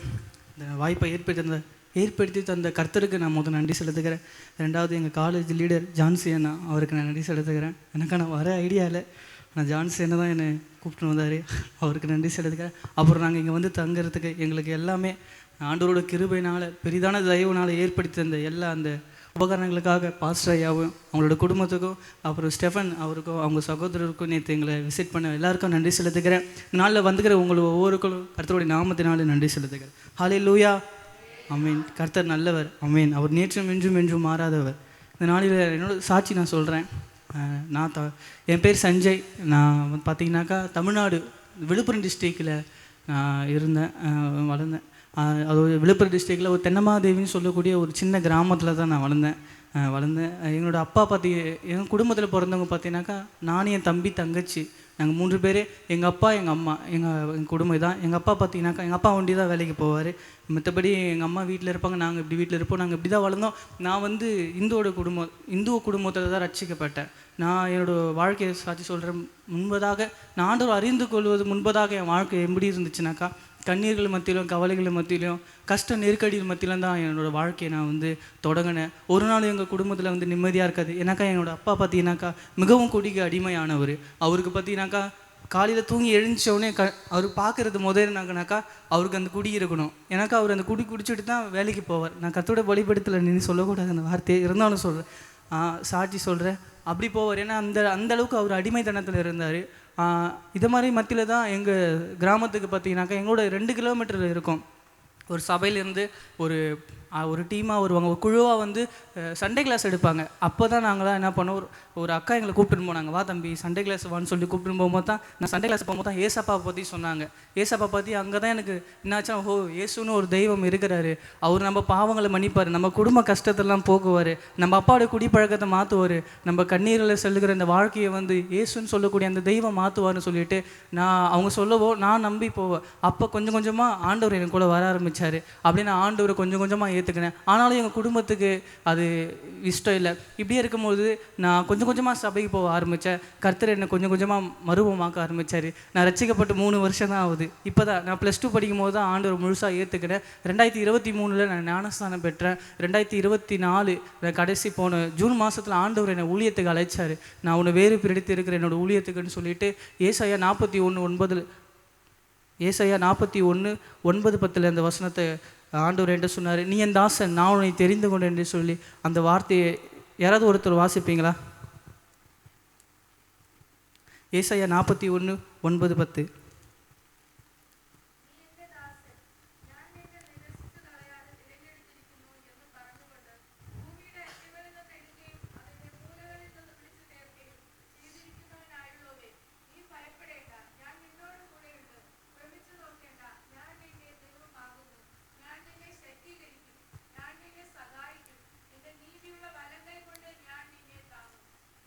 ஆமீன், அல்லேலூயா. ஆண்டவர் இந்த வார்த்தை என்கிட்ட பேசும்பொழுது நான் ஆண்டவர்கிட்ட சொன்ன ஒரே வார்த்தை, ஆண்டவரே உங்கள் ஊழியம் செய்கிற அளவுக்கு நான் தகுதியில் ஏசப்பா. எனக்கா எங்கள் சபையில் நான் பார்ப்பேன், அவ்வளோ பேர் விசுவாசி பிள்ளைகள் இருக்கிறாங்க, பாஸ்டரோட பசங்க இருக்கிறாங்க, காலங்காலமாக வரக்கூடிய நிறைய பேர் இருக்கிறாங்க. ஏசப்பா இதுக்கு மத்தியில் ஆண்டவரே நான் எங்கள் ஏசப்பா, நான் ரட்சிக்கப்பட்டு 3 வருஷம் தானே ஆகுது, நான் எப்படி ஏசப்பா உங்களோட ஊழியத்தை செய்ய முடியும்? என் குடும்ப தகுதி என்ன ஏசப்பா, எப்படி ஏசப்பா நான் இதெல்லாம் முடியாதுன்னு சொல்லும் போது தான் ஆண்டவர் என்னை வந்து நிறைய வார்த்தைகள் மூலமாக ஆண்டவர் என்னை உறுதிப்படுத்தினார். நிறைய ஊழியக்காரங்கள் சொன்னாங்க, என்னை உறுதிப்படுத்தினாங்க. நிறைய பாஸ்டர்ஸ், நிறைய அண்ணாங்க, நிறைய பேர் சொன்னாங்க ஆண்டவர் ஊழியத்துக்கு அழைக்கிறாருன்னு சொல்லிட்டு. இப்படி இருக்கும்போது நான் ஆண்டவர்கிட்ட நம்பி ஆண்டவருக்காக ஊழியத்துக்கு நான் வந்துவிட்டேன். கர்த்தருடைய பெரிதான கிருபையினால் நான் பைபிள் காலேஜில் சேர கர்த்தர் எனக்கு கிருபை செஞ்சார். இப்போ என் வாழ்க்கை எப்படி இருக்குதுனாக்கா, கஷ்டம் கண்ணீர் கவலைகள் அநேக மத்தியிலும் கர்த்தர் எனக்கு கிருபையாய் நடத்துகிறார். நான் முன்பதாக கஷ்டப்பட்டிருந்தோட இப்போ நான் பைபிள் காலேஜ் வந்து மிகவும் கஷ்டப்பட்டேன். ஏன்னா எங்கள் அப்பா என்கிட்ட பேச மாட்டார். ஏன்னாக்கா நான் ஆண்டவரை ஏற்றுக்கிறனால எங்கள் அப்பா இப்போ வரைக்கும் இன்னும் இருக்கிறதுனால என்கிட்ட எங்கள் அப்பா பேச மாட்டாங்க. எங்கள் அம்மா மட்டும் பேசுவாங்க, என் தம்பி தங்கச்சிக்கு மட்டும்தான் பேசுவாங்க, எங்கள் பாஸ்டர் மட்டும் தான் பேசுவாங்க. என் சொந்த பந்தம் எல்லாம் என்னை தூக்கி போட்டாங்க. எங்கள் எல்லாரும் சொன்னாங்க, நீ ஏசு நம்பி போறிய பைத்தியக்காரனை தேடு நடு ரோட்டில் நிற்பேன்னு சொன்னாங்க. ஆனால் நான் சொல்கிறேன், ஏசு நம்பி வந்த அவரோட சிறகுகள் நிழலில் நான் இருக்கிறேன். ஆமீன் சொல்லுவோமா? ஹல்லேலூயா, ஹல்லேலூயா. இப்படி இருக்கிற மத்தியில் மிகவும் ஒரு நாள் அழுது இருந்தேன். எனக்கு ரொம்ப கஷ்டமாயிடுச்சு. நிறைய பாடுகள், நிறைய பிரச்சனைகள், போராட்டங்கள். நான் எப்போ எங்கள் அம்மா ஃபோன் பண்ணாலும், நீ சீக்கிரம் வந்துடுறா, சீக்கிரம் வந்துடுறா, அப்பா குடிச்சிட்டு சண்டை போடுறாரா, சீக்கிரம் வந்துடுறா, நம்மளுக்கு எதுக்குடா அதெல்லாம், வேணாம் சொல்லிட்டு இருக்கும்போது தான் நான் ஒரே ஒரு நாள் ஆண்டவர் விட்டு ரொம்ப அழுது, ஏசப்பா உமது சித்தமாக இருந்தால் என்ன இந்த இடத்துல படிக்க வைங்க, இல்லைனாக்கா என்னை தூக்கின்னு போயிடுங்க, என்ன வேணாம் ஏசப்பா என்னை விட்டுடுங்கன்னு சொல்லி நான் அழுவும் போது தான் ஆண்டவர் ஒரே ஒரு வசனத்தை மட்டும் நான் சொல்கிறேன். அந்த ரூத் எழுதின ரூத்தின் புஸ்தகத்தில் 2ஆம் அதிகாரம் 11-12 வாசிப்போமா. அதற்கு போவாஸ் பிரதியுத்தரமாக, உன் புருஷன் மரம் அடைந்ததும் நீ உன் மாமியாருக்கு செய்ததும், நீ உன் தகப்பனும் தாயும் விட்டு உன் சொந்த தேசத்தை விட்டு முன்னே அறியாத ஜனங்களிடத்துக்கு வந்ததும் எல்லாம் எனக்கு விவரமாக அறிவிக்கப்பட்டது. உன் செய்கைக்கு தக்க பலனை கர்த்தர் உனக்கு கட்டளையிடுவராக. இஸ்ரவேலின் தேவனாகிய கர்த்தருடைய சட்டையின் கீழே அடைக்கலமாய் வந்த உனக்கு அவரால் நிலைவான பலன் கிடைப்பதாக என்று ஆண்டவர் இந்த வார்த்தை பேசும்போது நான் ஆண்டவர் விட்டு முழுசாக ஒப்பு கொடுத்தேன். அதுலேருந்து எனக்கு சந்தோஷமாக இருக்குது. கர்த்தருடைய பெரிதான கிருபையினால் 4 மாதத்தை கர்த்தர் எனக்கு முடிக்க உதவி செஞ்சார். நான் இங்கே வரும்போது, இந்த கேரளாவுக்கு வரும்போது எனக்கு இங்கிலீஷ் பேச தெரியாது, ஒரு மொழி தெரியாது, சாப்பாடு எதுவுமே எனக்கு ஒன்றுமே இருக்காது, எல்லாம் புதுசாக இருந்துச்சு. ஆனாலும் தேவனோட பெரிதான கிருபையினால் எல்லாம் நடத்தினார். என் காலேஜில் பெரிய பெரிய அண்ணனுங்களோட கண்களிலும் சாரங்களோட கைகளும் எல்லாரும் இடத்துல தயவு கிடைக்க கர்த்தர் கிருபை செஞ்சார். எனக்காக என் കുടുംബத்துக்காக ப்ரேயர் பண்ணிக்கங்க. താങ്ക്യൂ. പ്രിയമകനിലൂടെ ദൈവം കേൾപ്പിച്ച നല്ല സാക്ഷ്യവാചകങ്ങളെ ഓർത്ത് ഞാൻ ദൈവത്തെ സ്തുതിക്കുന്നു, സ്തോത്രം ചെയ്യുന്നു. പ്രിയമകൻ തൻ്റെ അനുഭവ സാക്ഷ്യത്തിലൂടെ നമ്മളെ ഓർപ്പിച്ചതുപോലെ നാം യേശുവിന് വേണ്ടി നിൽക്കുമ്പോൾ പ്രതിസന്ധികൾ നമ്മളെ ചേർത്ത് നിർത്തുന്നവരൊക്കെ നമ്മളെ തള്ളി പറഞ്ഞാലും അവരുടെ മധ്യത്തിൽ, നിന്ദിച്ചവരുടെ മധ്യത്തിൽ നമ്മളെ ഉയർത്തുവാൻ വിശ്വസ്തനായ ഒരു കർത്താവുണ്ട് എന്ന് പ്രിയ മകൻ്റെ അനുഭവ സാക്ഷ്യത്തിലൂടെ കേൾക്കുവാൻ ദൈവം സഹായിച്ചു. ഇവിടെ അനുഭവ സാക്ഷ്യം പങ്കുവെച്ചവരും അതുപോലെ തന്നെ വിവിധ ഗാനങ്ങൾ ആരംഭിച്ച പ്രിയ പൈതങ്ങളെല്ലാം വിവിധ ഇടങ്ങളിൽ നിന്ന്, വിവിധ ജീവിത പശ്ചാത്തലത്തിൽ നിന്നൊക്കെ കടന്നു വരുന്നവരാണ്. അവരുടെ മാതാപിതാക്കളെയും സഹോദരങ്ങളെയൊക്കെ വിട്ട് കേരളത്തിൽ വന്ന് ദൈവത്തിൻ്റെ വചനം പഠിക്കുവാനാണ് അവർ കടന്നു വന്നത്. അപ്പോൾ നിങ്ങളുടെ പ്രാർത്ഥനയിൽ സ്റ്റെഫാനെ ഓർത്ത് പ്രാർത്ഥിക്കുമ്പോൾ അതിൻ്റെ കൂട്ടത്തിൽ നിങ്ങൾ ഞങ്ങളെ ഓർത്ത് പ്രാർത്ഥിക്കണം. ഞങ്ങളുടെ വേദപഠനശാലയെ ഓർത്ത് നിങ്ങൾ പ്രാർത്ഥിക്കണം. കാരണം നിങ്ങളുടെ പ്രാർത്ഥന ഉണ്ടെങ്കിൽ മാത്രമേ ഞങ്ങൾക്ക് നിൽക്കുവാൻ കഴിയത്തുള്ളൂ. കാരണം ബൈബിൾ കോളേജിൻ്റെ ഒരു പ്രത്യേകത എടുത്ത് നോക്കിക്കഴിഞ്ഞു കഴിഞ്ഞാൽ തുടങ്ങുമ്പോൾ ഒരു 100 പേരാണെങ്കിൽ ചിലപ്പോൾ അവർ ഗ്രാജുവേറ്റ് ചെയ്ത് വരുമ്പോൾ ചിലപ്പോൾ 50 പേര് പോലും അവിടെ കാണത്തില്ല. ആ ഒരു അവസ്ഥയാണ് ഇന്നത്തെ കാലഘട്ടത്തിൽ ബൈബിൾ കോളേജുകൾ നേരിടുന്നത്. കാരണം ഇവർ പഠിച്ചാരംഭിച്ചാൽ ഇവർ ഒരു തീരുമാനമെടുത്ത് മുന്നോട്ട് പോയി ദൈവത്തിൻ്റെ വചനം എനിക്ക് പഠിക്കണം, ദൈവത്തിന് വേണ്ടി എനിക്ക് നിൽക്കണം എന്നൊരു ഉറച്ച വിശ്വാസത്തോടെയും തീരുമാനത്തോടെയും കൂടി അവർ മുമ്പോട്ട് പോകുമ്പോൾ നമ്മുടെ പ്രാർത്ഥന കൂടി ഉണ്ടെങ്കിൽ അവരത് പൂർത്തീകരിക്കുവാൻ ദൈവത്തിൻ്റെ ആത്മാവ് അവർക്ക് ശക്തി നൽകും. അത് അവർക്കൊരു പ്രചോദനമായി തീരുവാനിടയായി തീരും. ഇത്രയും സമയം ഞങ്ങൾക്ക് അനുവദിച്ചു തന്ന ഈ കർത്താവിൻ്റെ ഈ സഭയോടും അനുഗ്രഹീതമായ നിലകളിൽ സഭയ്ക്ക് നേതൃത്വം കൊടുക്കുന്ന കർത്താവിൻ്റെ ദാസനോടും കുടുംബത്തോടും ഏവരോടുമുള്ള നന്ദി അറിയിക്കുന്നു. ഇന്ത്യ ബൈബിൾ കോളേജ് ആൻഡ് സെമിനാരിയുടെ പേരിലുള്ള അവിടുത്തെ അധ്യാപകരുടെയും മാനേജ്മെൻറ്റിൻ്റെയും വിദ്യാർത്ഥികളുടെ എല്ലാവരുടെയും പേരുള്ള എല്ലാ സ്നേഹവും വന്ദനവും നന്ദി അറിയിക്കുന്നു. ഈ വചനങ്ങളാൽ ദൈവം നമ്മെ ധാരാളം അനുഗ്രഹിക്കുമാറാകട്ടെ. കരങ്ങളുയർത്തി വീണ്ടും കർത്താവിനെ സ്തുതിച്ചാട്ടെ. അവൻ്റെ പേരെന്ത് വരുന്നത്? സഞ്ജയ്. വളരെ മനോഹരമായ സാക്ഷി. വിശ്വാസത്തിനു വേണ്ടി വല്ലാത്ത പ്രതിസന്ധികളിൽ നിന്നും അവൻ കർത്താവിന് വേണ്ടി വേർവിട്ട് നിൽക്കുവാനിടയായിത്തീർന്നു. Praise the lord. ഹല്ലേലൂയ. അനേകർ പിന്നെ പാരമ്പര്യവും സമൂഹവും ദേശമൊക്കെ വിട്ട് കർത്താവിന് വേണ്ടി വേർവിട്ട് വരികയാണ്. നമ്മുടെ ഇടയിൽ സംഭവിക്കുന്നത് വേർവിട്ടിൽ നിന്ന് വരുന്നതുകൊണ്ടിരിക്കുകയാണ്, അങ്ങോട്ട് പോയിക്കൊണ്ടിരിക്കുകയാണ്. സ്തോത്രം. 3 വർഷമായുള്ളൂ. എന്ത് നല്ല മിടുക്കനായിട്ട് സാക്ഷ്യം പറഞ്ഞു. സ്തോത്രം. ഹല്ലേലൂയ. സ്തോത്രം. അവന് ഭയങ്കര ഒരു ഫ്യൂച്ചർ, ഒരു അനുഗ്രഹയുടെ മിനിസ്ട്രി കർത്താവ് എന്ന് കൊടുത്തിട്ടുണ്ട്. സ്തോത്രം. പ്രസിദ്ധമായ ലോകം അറിയുന്ന ഒരു ശുശ്രൂഷ ദൈവം അവനെ കൂടെ ചെയ്യിക്കും. എത്ര പേർ വിശ്വസിക്കുന്നുണ്ട്? കർത്താവിന് വേണ്ടി നമ്മൾ ജീവൻ കൊടുത്ത് നിന്നാൽ ദൈവം നമ്മളെ മാനിക്കാതിരിക്കത്തില്ല. Price the Lord. കർത്താവ് നമ്മെ സഹായിക്കട്ടെ. നമുക്കെല്ലാവർക്കും എഴുന്നേറ്റ് നിന്നൊരു പാട്ട് പാടി സ്തോത്ര കാഴ്ച സമർപ്പിക്കാം. തമിഴ് മക്കളിവിടെ വന്നാൽ, തമിഴ് സൗരങ്ങളെല്ലാം വന്നാൽ നമുക്ക് ഒരുമിച്ച് ഒരു തമിഴ് പാട്ട് പാടാം.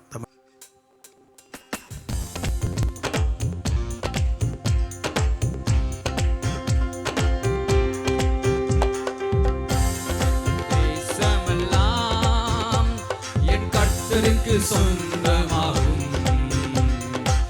பார்க்கும் பூமியெல்லாம் கல்வாரி கொடி பறக்கும் கால் பிடிக்கும் தேசமெல்லாம் என் கர்த்தருக்கு சொந்தமாகும் பார்க்கும் பூமியெல்லாம் கல்வாரி கொடி பறக்கும் பறக்கட்டும் பறக்கட்டும் சிலுவையின் ஜெய கொடி. ஹல்லேலூயா. உயரட்டும் உயரட்டும் இயேசுவின் திருநாமம். ஹல்லேலூயா. பறக்கட்டும் பறக்கட்டும் சிலுவையின் ஜெய கொடி. ஹல்லேலூயா. உயரட்டும் உயரட்டும் இயேசுவின் திருநாமம். ஹல்லேலூயா.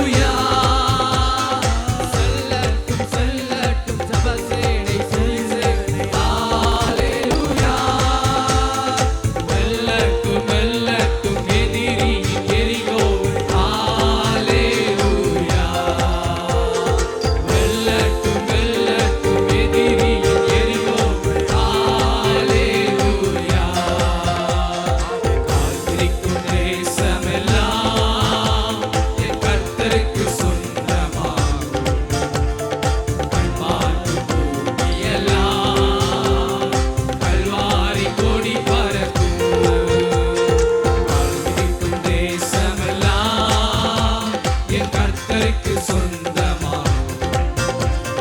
கல்வாரி பூமியெல்லாம் கல்வாரி கொடி பறக்கும். தீரக்கட்டும் சுவிசேஷ வாசல்கள். ஹல்லேலூயா. வளரட்டும் அபிஷேக திருச்சபைகள். ஹல்லேலூயா. தீரக்கட்டும் சுவிசேஷ வாசல்கள். ஹல்லேலூயா. வளரட்டும் அபிஷேக திருச்சபைகள். ஹல்லேலூயா. அன்றைக்கும் தேசமெல்லாம் என் கர்த்தருக்கு சொந்தமாகும். கல்வாரி பூமியெல்லாம் கல்வாரி கொடி பறக்கும். அன்றைக்கும் தேசமெல்லாம் என் கர்த்தருக்கு சொந்தமாகும். கல்வாரி பூமியெல்லாம் கல்வாரி கொடி பறக்கும்.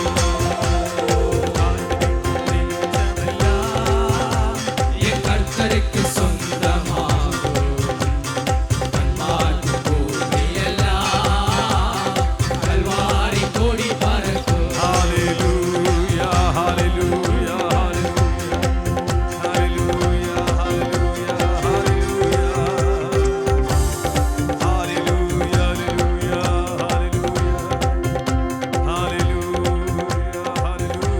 hallelujah.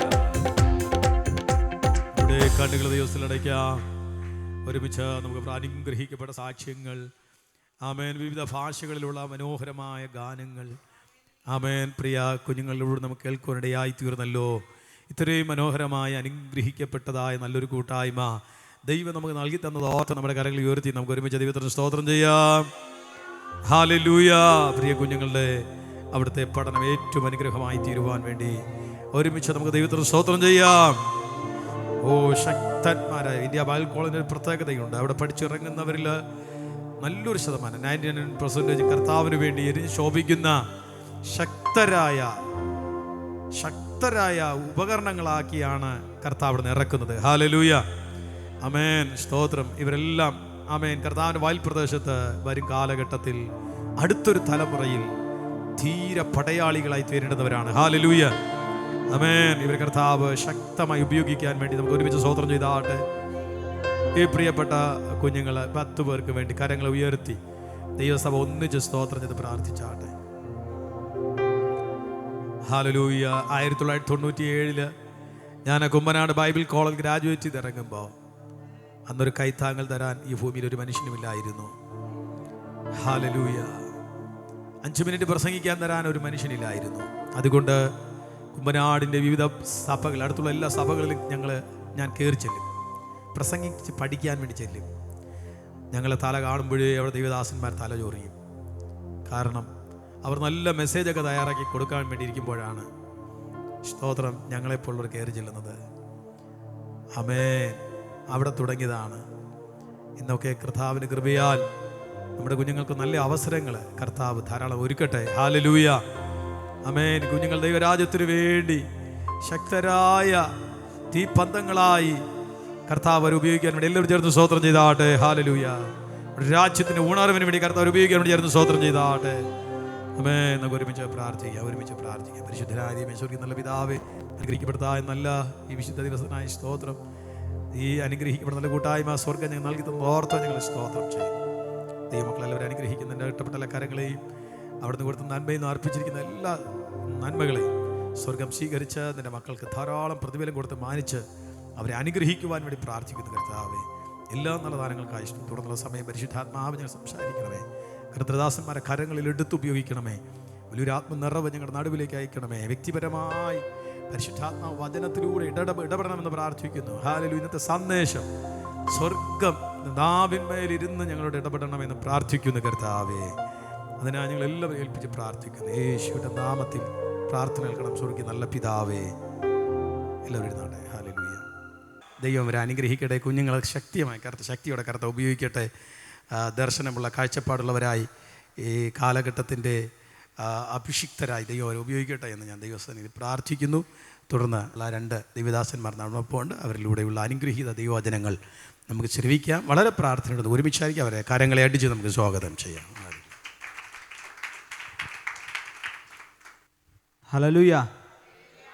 ദൈവത്തിൻ്റെ വചനം കേൾക്കുന്നതിൽ സന്തോഷത്തോടെ എത്ര പേരായിരിക്കുന്നു? ദൈവത്തെ ഒന്ന് കരങ്ങൾ ഉയർത്തി ദൈവത്തെ മാതൃപ്രതിയായിട്ട്.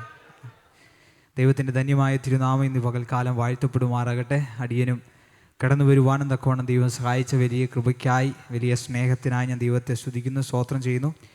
വേദിയിലിരിക്കുന്ന ഈ സഭയുടെ ശുശ്രൂഷകനായിരിക്കുന്ന കർത്താവിൻ്റെ ദാസൻ, അതുപോലെ തന്നെ ഇരിക്കുന്ന മറ്റൊരു ദൈവത്തിൻ്റെ ദാസൻ, അതുപോലെ തന്നെ ഈ സഭയിലെ പ്രായമുള്ള മാതാപിതാക്കൾ, സഹോദരി സഹോദരന്മാർ, യുവതി യുവാക്കന്മാർ, കുഞ്ഞുങ്ങൾ ഏവർക്കും വീണ്ടും വരുന്നവനെ കർത്താവായ യേശു ക്രിസ്തുവിൻ്റെ നാമത്തിൽ അടിയൻ്റെ സ്നേഹവും വന്ദനവും അറിയിക്കുന്നു. കർത്താവിൻ്റെ ദാസനെ ഓർപ്പിച്ചതുപോലെ എൻ്റെ പേര് ജോൺ ലീ ജോൺ എന്നാണ്. ഞാൻ നിലമ്പൂരിൻ്റെ പ്രദേശത്ത് നിന്ന് കടന്നു വരുന്നു. എൻ്റെ മാതാപിതാക്കൾ കർത്താവിൻ്റെ വേരയിലാണ്. അവിടെ ഇന്ത്യ പെന്തക്കോസ്ത് ദൈവസഭ പുല്ലഞ്ചേരി IPC സഭയുടെ ശുശ്രൂഷകരായി അവർ കർത്താവിൻ്റെ വേല ചെയ്തുകൊണ്ടിരിക്കുന്നു. അടിയൻ്റെ ഭവനത്തിൽ ഒരു അനിയത്തി കൂടിയുണ്ട്, അവൾ പഠിച്ചുകൊണ്ടിരിക്കുന്നു. അടിയനിപ്പോൾ BD 3ാമത്തെ വർഷം ഇന്ത്യ ബൈബിൾ കോളേജ് ആൻഡ് സെമിനാരിയിൽ പഠിച്ചുകൊണ്ടിരിക്കുന്നു. നിങ്ങളുടെ പ്രാർത്ഥനയിൽ ഓർക്കുമ്പോൾ അടിയനെയും ഓർത്ത് പ്രാർത്ഥിക്കണമെന്ന് വിനീതമായി അഭ്യർത്ഥിക്കുകയാണ്. ഞാൻ എൻ്റെ ചെറിയൊരു അനുഭവസാക്ഷി നിങ്ങളുമായി പങ്കുവെച്ച് ദൈവം എന്നിൽ നൽകിയ ഒരു ചിന്ത നിങ്ങളുമായി പങ്കുവെച്ച് ദൈവസന്നിധിയിലായിരിക്കാൻ ഞാൻ ആഗ്രഹിക്കുന്നു. ഞാൻ എൻ്റെ വിദ്യാഭ്യാസം ഞാൻ പോസ്റ്റ് ഗ്രാജുവേഷൻ MA പൂർത്തീകരിക്കുവാനിടയായി തീർന്നു. എൻ്റെ മാതാപിതാക്കൾ ഞാൻ ജനിക്കുന്നതിന് മുമ്പ് തന്നെ സ്വാഭാവികമായിട്ടും പല പെന്തക്കോസ്ത് ഭവനത്തിൽ പാസ്റ്റർമാരുടെ ഭവനത്തിലൊക്കെ സംഭവിക്കാറുള്ളത് പോലെ തന്നെ എൻ്റെ ഭവനത്തിലും എൻ്റെ പിതാവ് പറഞ്ഞു, ദൈവമേ നീ എനിക്ക് ആദ്യം നൽകുന്ന ഒരു പൈതൽ ആൺപൈതലായാൽ കർത്താവെ ഞാൻ അങ്ങയുടെ വേലയ്ക്ക് വേണ്ടി നൽകി തന്നേക്കാം എന്ന് പറഞ്ഞു. ഞാൻ വളർന്നു വന്ന സാഹചര്യങ്ങളിലെല്ലാം ഇത് കൂടെ ഞാൻ കേൾക്കുമായിരുന്നു. എൻ്റെ പിതാവ് ഒരു പാസ്റ്റർ ആയിരുന്നത് കൊണ്ട് തന്നെ എനിക്ക് അതിനോടൊരു വിരോധവും ഉണ്ടായിരുന്നില്ല. എനിക്കും പ്രത്യേക ഒരു താല്പര്യം അതിനോട് ചെറുപ്പം മുതൽ കണ്ടു വളർന്നുകൊണ്ടാവാം ചിലപ്പോൾ ഒരു പക്ഷേ ദൈവത്തിൻ്റെ വചനം പഠിക്കണം, ദൈവത്തിന് വേണ്ടി എന്തെങ്കിലും കാര്യങ്ങളൊക്കെ ചെയ്യണമെന്നൊരാഗ്രഹം മനസ്സിലുണ്ടായിരുന്നു. അങ്ങനെ ഞാൻ എൻ്റെ വിദ്യാഭ്യാസം തുടർന്നു കൊണ്ടിരിക്കുന്ന സമയത്ത് +2 കഴിഞ്ഞ് പിതാവ് പറഞ്ഞു, നീ ഡിഗ്രി പൂർത്തീകരിച്ചതിന് ശേഷം ദൈവത്തിൻ്റെ വചനം പഠിക്കുന്നതിന് വേണ്ടി നിനക്ക് കടന്നു പോകാമെന്ന് പറഞ്ഞു. അങ്ങനെ ഞാൻ ഡിഗ്രിക്ക് അപ്ലൈ ചെയ്തു. ഡിഗ്രി പഠിച്ച് 3 വർഷം പൂർത്തീകരിച്ചു. ഏതായാലും ഡിഗ്രിയും പൂർത്തീകരിച്ചതല്ലേ, എന്നാൽ 2 വർഷം PGയും കൂടി ചെയ്തേക്കാമെന്ന് ഞാനിങ്ങനെ ചിന്തിച്ചു. അത് കഴിഞ്ഞ് ദൈവത്തിൻ്റെ വചനം പഠിക്കാൻ പോകാമെന്നിങ്ങനെ ആലോചിച്ചു. അങ്ങനെ 2 വർഷം അതും പൂർത്തീകരിച്ചതിന് ശേഷം എൻ്റെ മനസ്സിലിങ്ങനെ ചിന്തകൾ വന്നു, എന്നാൽ നെറ്റും കൂടി എഴുതി PhDയും കൂടി ചെയ്ത് കഴിഞ്ഞാൽ നല്ല കോളേജിലൊക്കെ അധ്യാപകനായിട്ടൊക്കെ ജോലി ചെയ്താൽ നല്ല ശമ്പളമൊക്കെ കിട്ടുമല്ലോ എന്നുള്ള ചിന്തയിൽ, എന്നാൽ പിന്നെ എപ്പോഴെങ്കിലും ദൈവവചനം പഠിക്കാമെന്നിങ്ങനെ പദ്ധതികൾ പ്ലാൻ ചെയ്ത് നെറ്റിന് വേണ്ടി അപേക്ഷിച്ചു. 2 പ്രാവശ്യം ഞാൻ എഴുതപ്പെട്ടു, പരീക്ഷ എഴുതുവാനിടയായി തീർന്നു. പക്ഷേ ദൈവത്തിൻ്റെ കൃപയാണോ അല്ലയോ എന്നൊന്നും അറിയത്തില്ല. 2 വർഷവും ഞാൻ വളരെ മനോഹരമായി പരാജയപ്പെടുവാനിടയായി തീർന്നു. അങ്ങനെ ഞാനൊരു പാസ്റ്റർ മകനായതുകൊണ്ട് തന്നെ ദൈവത്തിൻ്റെ സഭയിൽ ഒരുപാട് പേർക്ക് ദൈവത്തിൻ്റെ വേലയ്ക്കുള്ള വിളി വന്നിട്ടും അവരിറങ്ങാതെ പോയി, അവരതിനു വേണ്ടി സമർപ്പിച്ചില്ല. അങ്ങനെ മുമ്പോട്ട് പോയപ്പോൾ അവരുടെ ജീവിതത്തിൽ നേരിട്ട പ്രതിസന്ധികൾ കണ്ടുകൊണ്ട് കണ്ട ഒരു സാക്ഷ്യം എൻ്റെ മുമ്പിലുള്ളത് കൊണ്ട് തന്നെ ഒരു റിസ്ക് ജീവിതത്തിൽ എടുക്കണ്ട എന്നുള്ളൊരു താല്പര്യം കൊണ്ട് തന്നെ കർത്താവെ ഞാൻ പോയേക്കാം എന്ന് പറഞ്ഞ് ദൈവത്തിൻ്റെ വചനം പഠിക്കുന്നതിന് വേണ്ടി ഇന്ത്യ ബൈബിൾ കോളേജ് ആൻഡ് സെമിനാരിയിൽ വരുവാനിടയായിരുന്നു. ഇന്നയോളം കർത്താവ് വളരെ അനുഗ്രഹമായി നിലനിർത്തി. തുടർന്ന് നിങ്ങളുടെ പ്രാർത്ഥനയിൽ ഓർക്കുക, ഇത്തരത്തിലുള്ളൊരു അവസരം ഒരുക്കി തന്ന കർത്താവിൻ്റെ ദാസനെയും ഈ സഭയെയും ഓർത്ത് ദൈവത്തെ സ്തുതിക്കുന്നു. ഹൃദ്യമായ നന്ദിയെ ഇതിനകത്ത് ഞാൻ രേഖപ്പെടുത്തുന്നു. അല്പനേരത്തെ ചിന്തയ്ക്ക് ആദരമായി നിങ്ങളുടെ ശ്രദ്ധയെ യോഹന്നാൻ എഴുതിയ സുവിശേഷം അതിൻ്റെ 5ാമത്തെ അധ്യായം 5 മുതൽ 9 വരെയുള്ള വാക്യങ്ങളിലേക്ക് നിങ്ങളുടെ ശ്രദ്ധയെ തിരിക്കുവാൻ ഞാൻ ആഗ്രഹിക്കുന്നു. യോഹന്നാൻ എഴുതിയ സുവിശേഷം അതിൻ്റെ 5ാമത്തെ അധ്യായം 5 മുതൽ 9 വരെയുള്ള വാക്യങ്ങൾ ആർക്കെങ്കിലും ഒരാൾക്ക് ശബ്ദമുയർത്തി വായിക്കാം. എന്നാൽ 38 ആണ്ട് രോഗം പിടിച്ച് കിടന്ന ഒരു മനുഷ്യൻ അവിടെ ഉണ്ടായിരുന്നു. അവൻ കിടക്കുന്നത് യേശു കണ്ടു. ഇങ്ങനെ 7 കാലമായിരിക്കുന്നു എന്നറിഞ്ഞ് നിനക്ക് സൗഖ്യമാകുവാൻ മനസ്സുണ്ടോ എന്ന് അവനോട് ചോദിച്ചു. രോഗി അവനോട്, യജമാനെ, വെള്ളം കലങ്ങുമ്പോൾ എന്നെ കുളത്തിലാക്കുവാൻ എനിക്ക് ആരുമില്ല. ഞാൻ തന്നെ ചെല്ലുമ്പോൾ മറ്റൊരുത്തൻ എനിക്ക് മുമ്പായി ഇറങ്ങുന്നു എന്ന് ഉത്തരം പറഞ്ഞു. യേശു അവനോട്, എഴുന്നേറ്റ് നിന്റെ കിടക്കയെടുത്ത് നടക്ക എന്ന് പറഞ്ഞു. ഉടനെ ആ മനുഷ്യൻ സൗഖ്യമായി കിടക്കയെടുത്ത് നടന്നു. ആമേൻ. നമുക്ക് ഏവർക്കും വളരെ സുപരിചിതമായ ഒരുപാട് പ്രസംഗങ്ങൾ നാം കേട്ടിട്ടുണ്ടാവാൻ സാധ്യതയുള്ള ഒരു ഖണ്ഡികയാണ് നാം ഇവിടെ വായിച്ചു കേട്ടത്. യോഹന്നാൻ എഴുതിയ സുവിശേഷം അതിൻ്റെ തലക്കെട്ടിൽ നിന്ന് തന്നെ നമുക്ക് മനസ്സിലാക്കുവാൻ സാധിക്കും. അത് യോഹന്നാൻ എഴുതിയ സുവിശേഷമാണ് എന്നുള്ളത്. വേദപണ്ഡിതർ പറയുന്നു അത് 80-90 AD കാലഘട്ടങ്ങളിലാണ് എഴുതപ്പെട്ടതെന്നും മറ്റു പലർ അതിന് മുൻപ് എഴുതപ്പെട്ടതാണെന്നും പറയുന്നു. 110 AD എഴുതപ്പെട്ടതെന്നും പല വേദപണ്ഡിതർ അഭിപ്രായപ്പെടുന്നു. നാം വായിച്ച വേദഭാഗത്തിൻ്റെ പശ്ചാത്തലം ഒന്ന് പരിശോധിച്ച് നോക്കിക്കഴിഞ്ഞാൽ കർത്താവായ യേശു ക്രിസ്തു കാനാവിലെ അത്ഭുതം ചെയ്തതിന് ശേഷം വീണ്ടും കാനാവിലേക്ക് മടങ്ങി വന്ന് അവിടെ രാജ്യവൃത്തൻ്റെ മകനെ സൗഖ്യമാക്കുന്ന അത്ഭുതം ചെയ്യുന്ന നമുക്ക് കാണാൻ സാധിക്കും. അതിനുശേഷം കർത്താവായ യേശു ക്രിസ്തു യെരുശലേമിലേക്ക് ഒരു ഉത്സവം ഉണ്ടായിട്ട് യെരുശലേമിലേക്ക് കടന്നു വരുന്നതാണ് നാം വായിച്ച വേദഭാഗത്തിൻ്റെ പശ്ചാത്തലം എന്ന് പറയുന്നത്. നാം വായിച്ച വേദഭാഗം എടുത്തു നോക്കിക്കഴിഞ്ഞാൽ അതിൻ്റെ മുൻപുള്ള കാര്യങ്ങൾ നമുക്ക് നോക്കിക്കഴിഞ്ഞാൽ യെരുശലേമിൽ ആട്ടുവാതിൽക്കൽ ബെഥേസ്ത എന്ന് എബ്രായ പേരുള്ള ഒരു കുളമുണ്ട്. അവിടെ ഒരു മനുഷ്യൻ കിടപ്പുണ്ട്, രോഗബാധിതനായി കിടപ്പുണ്ട്. ഈ കുളത്തിൻ്റെ പ്രത്യേകത എന്ന് പറയുന്നത് അതിൻ്റെ പേര് പോലെ തന്നെ കരുണയുടെ ഭവനം അല്ലെങ്കിൽ ഹൗസ് ഓഫ് മേഴ്സി എന്നാണ് അത് ഈ ബെഥേസ്ത എന്ന് പറയുന്ന ഈ കുളത്തിൻ്റെ ആ പേരിൻ്റെ അർത്ഥം എന്ന് നമുക്ക് മനസ്സിലാക്കുവാൻ സാധിക്കും. ഈ കുളത്തിൻ്റെ പ്രത്യേകത എന്ന് പറയുന്നത് എപ്പോഴും ഒരു ദൂതൻ വന്ന് കാലത്തിൽ തന്നെ എന്തു ചെയ്യും, ഇത് കുളം കലക്കുവാനിടയിൽ തരും. കുളം കലക്കി കഴിയുമ്പോൾ ആരാദ്യം ആ കുളത്തിൽ ഇറങ്ങുന്നു അവർക്ക് എന്ത് ലഭിക്കും? സൗഖ്യം ലഭിക്കുവാനിടയായി തീരും. അങ്ങനെ ഒരുപാട് രോഗികൾ, ആ രോഗികൾ ആരൊക്കെയാണെന്ന് ഉള്ള ഒരുപാട് രോഗികളുടെ ലിസ്റ്റ് അവിടെ കൊടുത്തിട്ടുണ്ട്. അവ ഇപ്രകാരമാണ്: വ്യാധിക്കാരുണ്ട്, കുരുടരുണ്ട്, മുടന്തരുണ്ട്, ക്ഷയരോഗികളുണ്ട്. അങ്ങനെ വലിയൊരു കൂട്ടം തന്നെ എന്തുണ്ട് അവിടെ ഉണ്ട് എന്ന് നമുക്ക് മനസ്സിലാക്കുവാൻ സാധിക്കും. അതായത് ഇവരെല്ലാം സൗഖ്യത്തിന് വേണ്ടിയാണ് എന്ത് ചെയ്യുന്നത്, ഈ കുളത്തെ സമീപിക്കുന്നത് മനസ്സിലാക്കുവാൻ സാധിക്കും. അതിൻ്റെ അടുത്ത് ആ കുളത്തിൻ്റെ ആ ഒരു ചുറ്റുപാടുമുള്ള അല്ലെങ്കിൽ ആ കുളത്തിൻ്റെ കരയിലോ എവിടെയോ ആയിട്ട് ഒരു ദൈവത്തിൻ്റെ പൈതൽ അല്ലെങ്കിൽ ഒരു മനുഷ്യൻ അവിടെ കിടക്കുകയാണ്. 38 വർഷമായി സൗഖ്യമില്ലാതെ കിടക്കുന്നത് നമുക്ക് കാണുവാൻ സാധിക്കും. ഈ 38 വർഷമായി ഒരു മനുഷ്യൻ അവിടെ കിടക്കുക എന്ന് പറയുന്നത് നാം കാൽക്കുലേറ്റ് ചെയ്യുന്ന ഇന്നത്തെ നമ്മുടെ ജീവിത സാഹചര്യമായി കാൽക്കുലേറ്റ് ചെയ്ത് കഴിഞ്ഞാൽ 80 വർഷമാണ് ഒരാളുടെ ആയുസ് എന്ന് പറയുന്നത്, ആവറേജ് എന്ന് പറയുന്നത് 70 മുതൽ 80 വയസ്സ്. 38 വർഷം എന്ന് പറയുന്ന ഒരു ജീവിതത്തിൻ്റെ പകുതി ഭാഗം അവൻ ചെലവിട്ടത് അവൻ സൗഖ്യം പ്രാപിക്കുന്നുണ്ട് കാത്തു കിടന്നാണ് അവൻ്റെ ജീവിതത്തിൻ്റെ ഒരു പകുതി ഭാഗവും ചെലവിട്ടെന്ന് നമുക്ക് മനസ്സിലാക്കുവാൻ സാധിക്കും. അതിൻ്റെ മധ്യത്തിലാണ് കർത്താവായ യേശു ക്രിസ്തു അവൻ്റെ ജീവിതത്തിലേക്ക് പ്രവേശിക്കുവാൻ അല്ലെങ്കിൽ അവൻ്റെ ആവശ്യത്തിൻ്റെ നടുവിലേക്ക് കർത്താവായ യേശു ക്രിസ്തു വരുന്നത് നമുക്ക് കാണുവാൻ സാധിക്കും. ഈ മനുഷ്യൻ 38 വർഷമായി അവിടെ കിടക്കുന്നു. ഈ കുളത്തിൻ്റെ പ്രത്യേകത, ആരാദ്യം ആ കുളത്തിൽ ഇറങ്ങുന്നോ അവർക്ക് എന്ത് ലഭിക്കും? സൗഖ്യം ലഭിക്കും. അത് പലവിധമായ രോഗക്കാരുണ്ട്, ആരെങ്കിലുമൊക്കെ സഹായിച്ചുകൊണ്ട് ഈ കുളത്തിലേക്ക് ഇറങ്ങുന്നവരുണ്ട്, തന്നെത്താൻ ഇറങ്ങി സൗഖ്യം പ്രാപിക്കുന്ന ആളുകളുമുണ്ട്. എന്നാൽ ഈ മനുഷ്യൻ്റെ പ്രത്യേകത എന്ന് പറയുന്നത്, ഈ മനുഷ്യൻ അവിടെ കിടക്കുന്നു 38 വർഷമായിട്ട് ആരും ഇവനെ എന്ത് ചെയ്യുന്നില്ല, സഹായിക്കുവാൻ തയ്യാറല്ല. ഇവൻ അവൻ്റെ രോഗവുമായി, അവൻ്റെ പ്രശ്നവുമായി, അവൻ്റെ പ്രതിസന്ധിയുമായിട്ട് ഈ മനുഷ്യൻ അവിടെ കിടക്കുവാൻ തുടങ്ങിയിട്ട് 38 വർഷമായി. ഈ 38 വർഷമായി ഇതിൻ്റെ മധ്യത്തിൽ ഈ ഒരു പശ്ചാത്തലത്തിലാണ് കർത്താവായ യേശു ക്രിസ്തു മനുഷ്യൻ്റെ ജീവിതത്തിലേക്ക് കടന്നു വരുവാനിടയായിത്തീരുന്നത്. ഇതിലൂടെ ദൈവം നമ്മളോട് വിളിച്ചു പറയുന്ന ഒരു സന്ദേശമുണ്ട്. എത്ര നാളുകളായി നാം ഒരു പ്രതിസന്ധി നേരിട്ടാലും, അതിന് വർഷമായാലും ദിവസമായാലും മണിക്കൂറായാലും എത്ര അതിൻ്റെ വ്യാപ്തി വലുതായാൽ പോലും അത് കർത്താവിന് ഒരു പ്രശ്നമേ അല്ല, അത് കർത്താവിന് ഒരു വിഷയമേ അല്ല. ചിലപ്പോൾ നമ്മൾ നാളുകളായി ചില പ്രതിസന്ധികളുടെ മധ്യത്തിലൂടെ കടന്നു പോകാം. പ്രാർത്ഥിച്ചിട്ടും കാത്തിരുന്നിട്ടും മറുപടി ലഭിക്കാതെ പോകുന്ന ഒരുപാട് സാഹചര്യങ്ങൾ നാം നേരിടുന്നുണ്ടാവാം. പക്ഷെ അതിൻ്റെ മധ്യത്തിൽ ദൈവം വിളിച്ചു പറയുന്നൊരു കാര്യമുണ്ട്. ദൈവത്തിനൊരു സമയമുണ്ട്. ആകാശത്തിന് കീഴിലുള്ള സകല കാര്യത്തിനും ഒരു കാലമുണ്ട്. അത് ആ സമയത്ത് നിവർത്തീകരിക്കുവാൻ, സമയത്ത് പൂർത്തീകരിക്കുവാൻ ഇടയായിത്തീരുമെന്ന് പരിശുദ്ധാത്മാവ് നമ്മളെ ഓർമ്മിപ്പിക്കുന്നു. ഈ മനുഷ്യൻ അവിടെ കിടക്കുകയാണ്, ഇവനെ സഹായിപ്പാൻ ആരുമില്ല. ഈ മനുഷ്യന് കർത്താവായ യേശു ക്രിസ്തു സൗഖ്യമാക്കുവാൻ ഇടയായിത്തീർന്നു. ഇവന് സൗഖ്യം ലഭിച്ചു. അവിടെ പ്രധാനമായിട്ടും ഒരു 4 പ്രത്യേകതകൾ നമുക്ക് കാണുവാൻ സാധിക്കും. 4 കാര്യങ്ങൾ അവിടെ സംഭവിക്കുന്നുണ്ട്. ഒരു 4 കാര്യങ്ങൾ. അതിൻ്റെ 6ാമത്തെ വാക്യം, നമ്മൾ വായിച്ച വേദഭാഗത്തിൻ്റെ 6ാമത്തെ വാക്യത്തിലേക്ക് നമ്മൾ കണ്ണോടിച്ചു കഴിഞ്ഞാൽ, അവൻ കിടക്കുന്നത് യേശു കണ്ടു. അപ്പോൾ ഇവന് സൗഖ്യം ലഭിച്ചു. സൗഖ്യം ലഭിച്ചതിൻ്റെ 1ാമത്തെ റീസൺ എന്ന് പറയുന്നത് എന്തുവാ? യേശു അവനെ കണ്ടു എന്നുള്ളതാണ്. ഇവൻ 38 വർഷമായി അവിടെ കിടക്കുന്നു എന്ന് ആര് കണ്ടു? യേശു കണ്ടു. ഇവനെ പലരും കാണുന്നുണ്ടായിരുന്നു. ഇവൻ്റെ ബന്ധുമിത്രാദികൾ ഇവന് 38 വർഷമായി അവിടെ കിടക്കുന്നത് കാണുന്നുണ്ട്. ഇവൻ്റെ സഹോദരങ്ങൾ കാണുന്നുണ്ട്. ഇവൻ്റെ മാതാപിതാക്കൾ ഒരു പക്ഷേ കണ്ടിട്ടുണ്ടാവാം, ഇവൻ്റെ മക്കൾ ഒരു പക്ഷേ കണ്ടിട്ടുണ്ടാവാം, അല്ലെങ്കിൽ ഇവൻ്റെ അയൽക്കാർ ഒരു പക്ഷേ കണ്ടിട്ടുണ്ടാവാം. പക്ഷെ ഇവരാരും കണ്ടിട്ടും അവൻ്റെ ജീവിതത്തിൽ ഒരു മാറ്റവും സംഭവിച്ചില്ല. 38 വർഷമായി അവൻ അവിടെ തന്നെ കിടക്കുകയാണ്. 38 വർഷമായി ഒരുപാട് പേര് സൗഖ്യത്തിന് വേണ്ടി വരുന്നുണ്ട്. ഇവരെല്ലാം ഇവനെ കാണുന്നുണ്ട്. പക്ഷെ അവൻ്റെ ജീവിതത്തിൽ ഒരു സൗഖ്യമോ അവൻ്റെ ജീവിതത്തിൻ്റെ പശ്ചാത്തലത്തിനൊരു വ്യത്യാസമോ വരുന്നില്ല. പക്ഷെ യേശു അവനെ കണ്ടപ്പോൾ അവൻ്റെ ജീവിതത്തിൻ്റെ അവസ്ഥ മാറുവാനിടയായി തീർന്നു. നമ്മുടെ ജീവിതത്തിൻ്റെ അവസ്ഥയ്ക്ക് മാറ്റം വന്നതിൻ്റെ കാരണമെന്ന് പറയുന്നത് നമ്മുടെ വിദ്യാഭ്യാസത്തിൻ്റെ യോഗ്യത കൊണ്ടോ, നമ്മുടെ കുടുംബ പശ്ചാത്തലത്തിൻ്റെ യോഗ്യത കൊണ്ടോ, കുടുംബ മഹിമ കൊണ്ടോ, നമ്മുടെ സമ്പാദ്യം കൊണ്ടോ ഒന്നുമല്ല. നാം ഇന്ന് സന്തോഷത്തോടുകൂടി ആയിരിക്കുന്നത്, നാം ഇന്ന് സൗഖ്യത്തോടുകൂടെ മുമ്പോട്ട് പോകുന്നത്, ഒന്നിനും മുട്ടുവരാതെ ദൈവം നമ്മെ നടത്തുന്നത് യേശു നമ്മളെ കണ്ടതുകൊണ്ട് മാത്രമാണ്.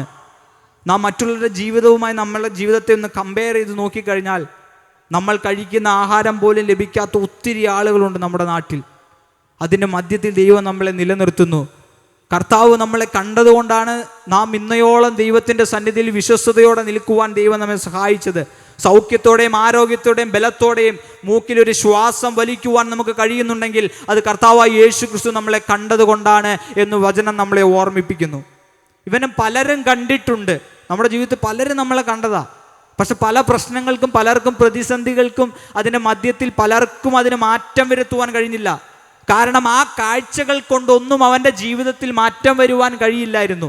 ആ കാഴ്ചകൾ കൊണ്ടൊന്നും നമ്മുടെ ജീവിതത്തിൽ മാറ്റം വരത്തില്ല. പക്ഷെ അവനെ കാണേണ്ട അവനെ കണ്ടപ്പോൾ, അവനെ കാണേണ്ട കാഴ്ച അവനെ കണ്ടപ്പോൾ അവൻ്റെ ജീവിതത്തിൽ മാറ്റം വരുവാനിടയെത്തിരുന്നു. അവൻ്റെ ജീവിത സാഹചര്യങ്ങൾക്ക് മാറ്റം വരുവാനിടയെത്തിരുന്നു. അവൻ്റെ 38 വർഷത്തെ ഹിസ്റ്ററി കർത്താവ് അങ്ങ് തുടച്ചു മാറ്റുവാനിടയെത്തിരുന്നു. ആ തുടച്ചു മാറ്റലിൻ്റെ കാരണമെന്ന് പറയുന്നത് കർത്താവായ യേശു ക്രിസ്തു അവനെ കണ്ടതുകൊണ്ടാണ്. ദൈവം നമ്മളോട് പറയുന്നൊരു കാര്യമുണ്ട്, ഞാൻ നിങ്ങളെ കണ്ടിട്ടുണ്ട്, ഞാൻ നിങ്ങളെ കണ്ടിട്ടുണ്ട്. ഒന്നിലും നിങ്ങൾ വിചാരപ്പെടേണ്ട ആവശ്യമില്ല. ഏത് പ്രതിസന്ധി വന്നാലും അതിൻ്റെ മധ്യത്തിൽ വിജയശ്രീലാളിതനായി നിർത്തുവാൻ കർത്താവ് വിശ്വസ്തനാണ്. അതിൻ്റെ രണ്ടാമത്തെ ഭാഗം, നമ്മൾ രണ്ടാമത്തെ ഭാഗം എടുത്ത് വായിച്ചു. ഇപ്രകാരമാണ്: ഇങ്ങനെ ഏറിയ കാലമായിരിക്കുന്നു എന്ന് അറിഞ്ഞു. അപ്പോൾ അവൻ്റെ ജീവിതത്തിൽ സൗഖ്യം വന്ന രണ്ടാമത്തെ കാരണമെന്ന് പറയുന്നത് കർത്താവ് അവനെ അറിഞ്ഞു. 38 വർഷമായിട്ട് മനുഷ്യൻ അവിടെ കിടക്കുമ്പോൾ അവനെ അറിയുന്ന ഒരുപാട് പേരുണ്ട്. അവൻ്റെ ഉറ്റ സുഹൃത്തുക്കൾ ഒരു പക്ഷെ കാണുമായിരിക്കാം. അവൻ സ്ഥിരമായിട്ട് അവിടെ കിടക്കുമ്പോൾ അതുവഴി നടന്നു പോകുന്നവരൊക്കെ അവനെ അറിയുമായിരിക്കാം. പക്ഷേ ആ അറിവൊന്നും അവൻ്റെ ജീവിതത്തിൽ മാറ്റം വരുത്തിയില്ല. അവൻ്റെ ലൈഫിൽ ചിലപ്പോൾ ഒരുപക്ഷെ വിദ്യാഭ്യാസ യോഗ്യതകൾ കൊണ്ടോ അവൻ്റെ നാട്ടറിവ് കൊണ്ടോ ഒരുപാട് അറിവുകൾ അവന് ലഭിച്ചിരുന്നിരിക്കാം.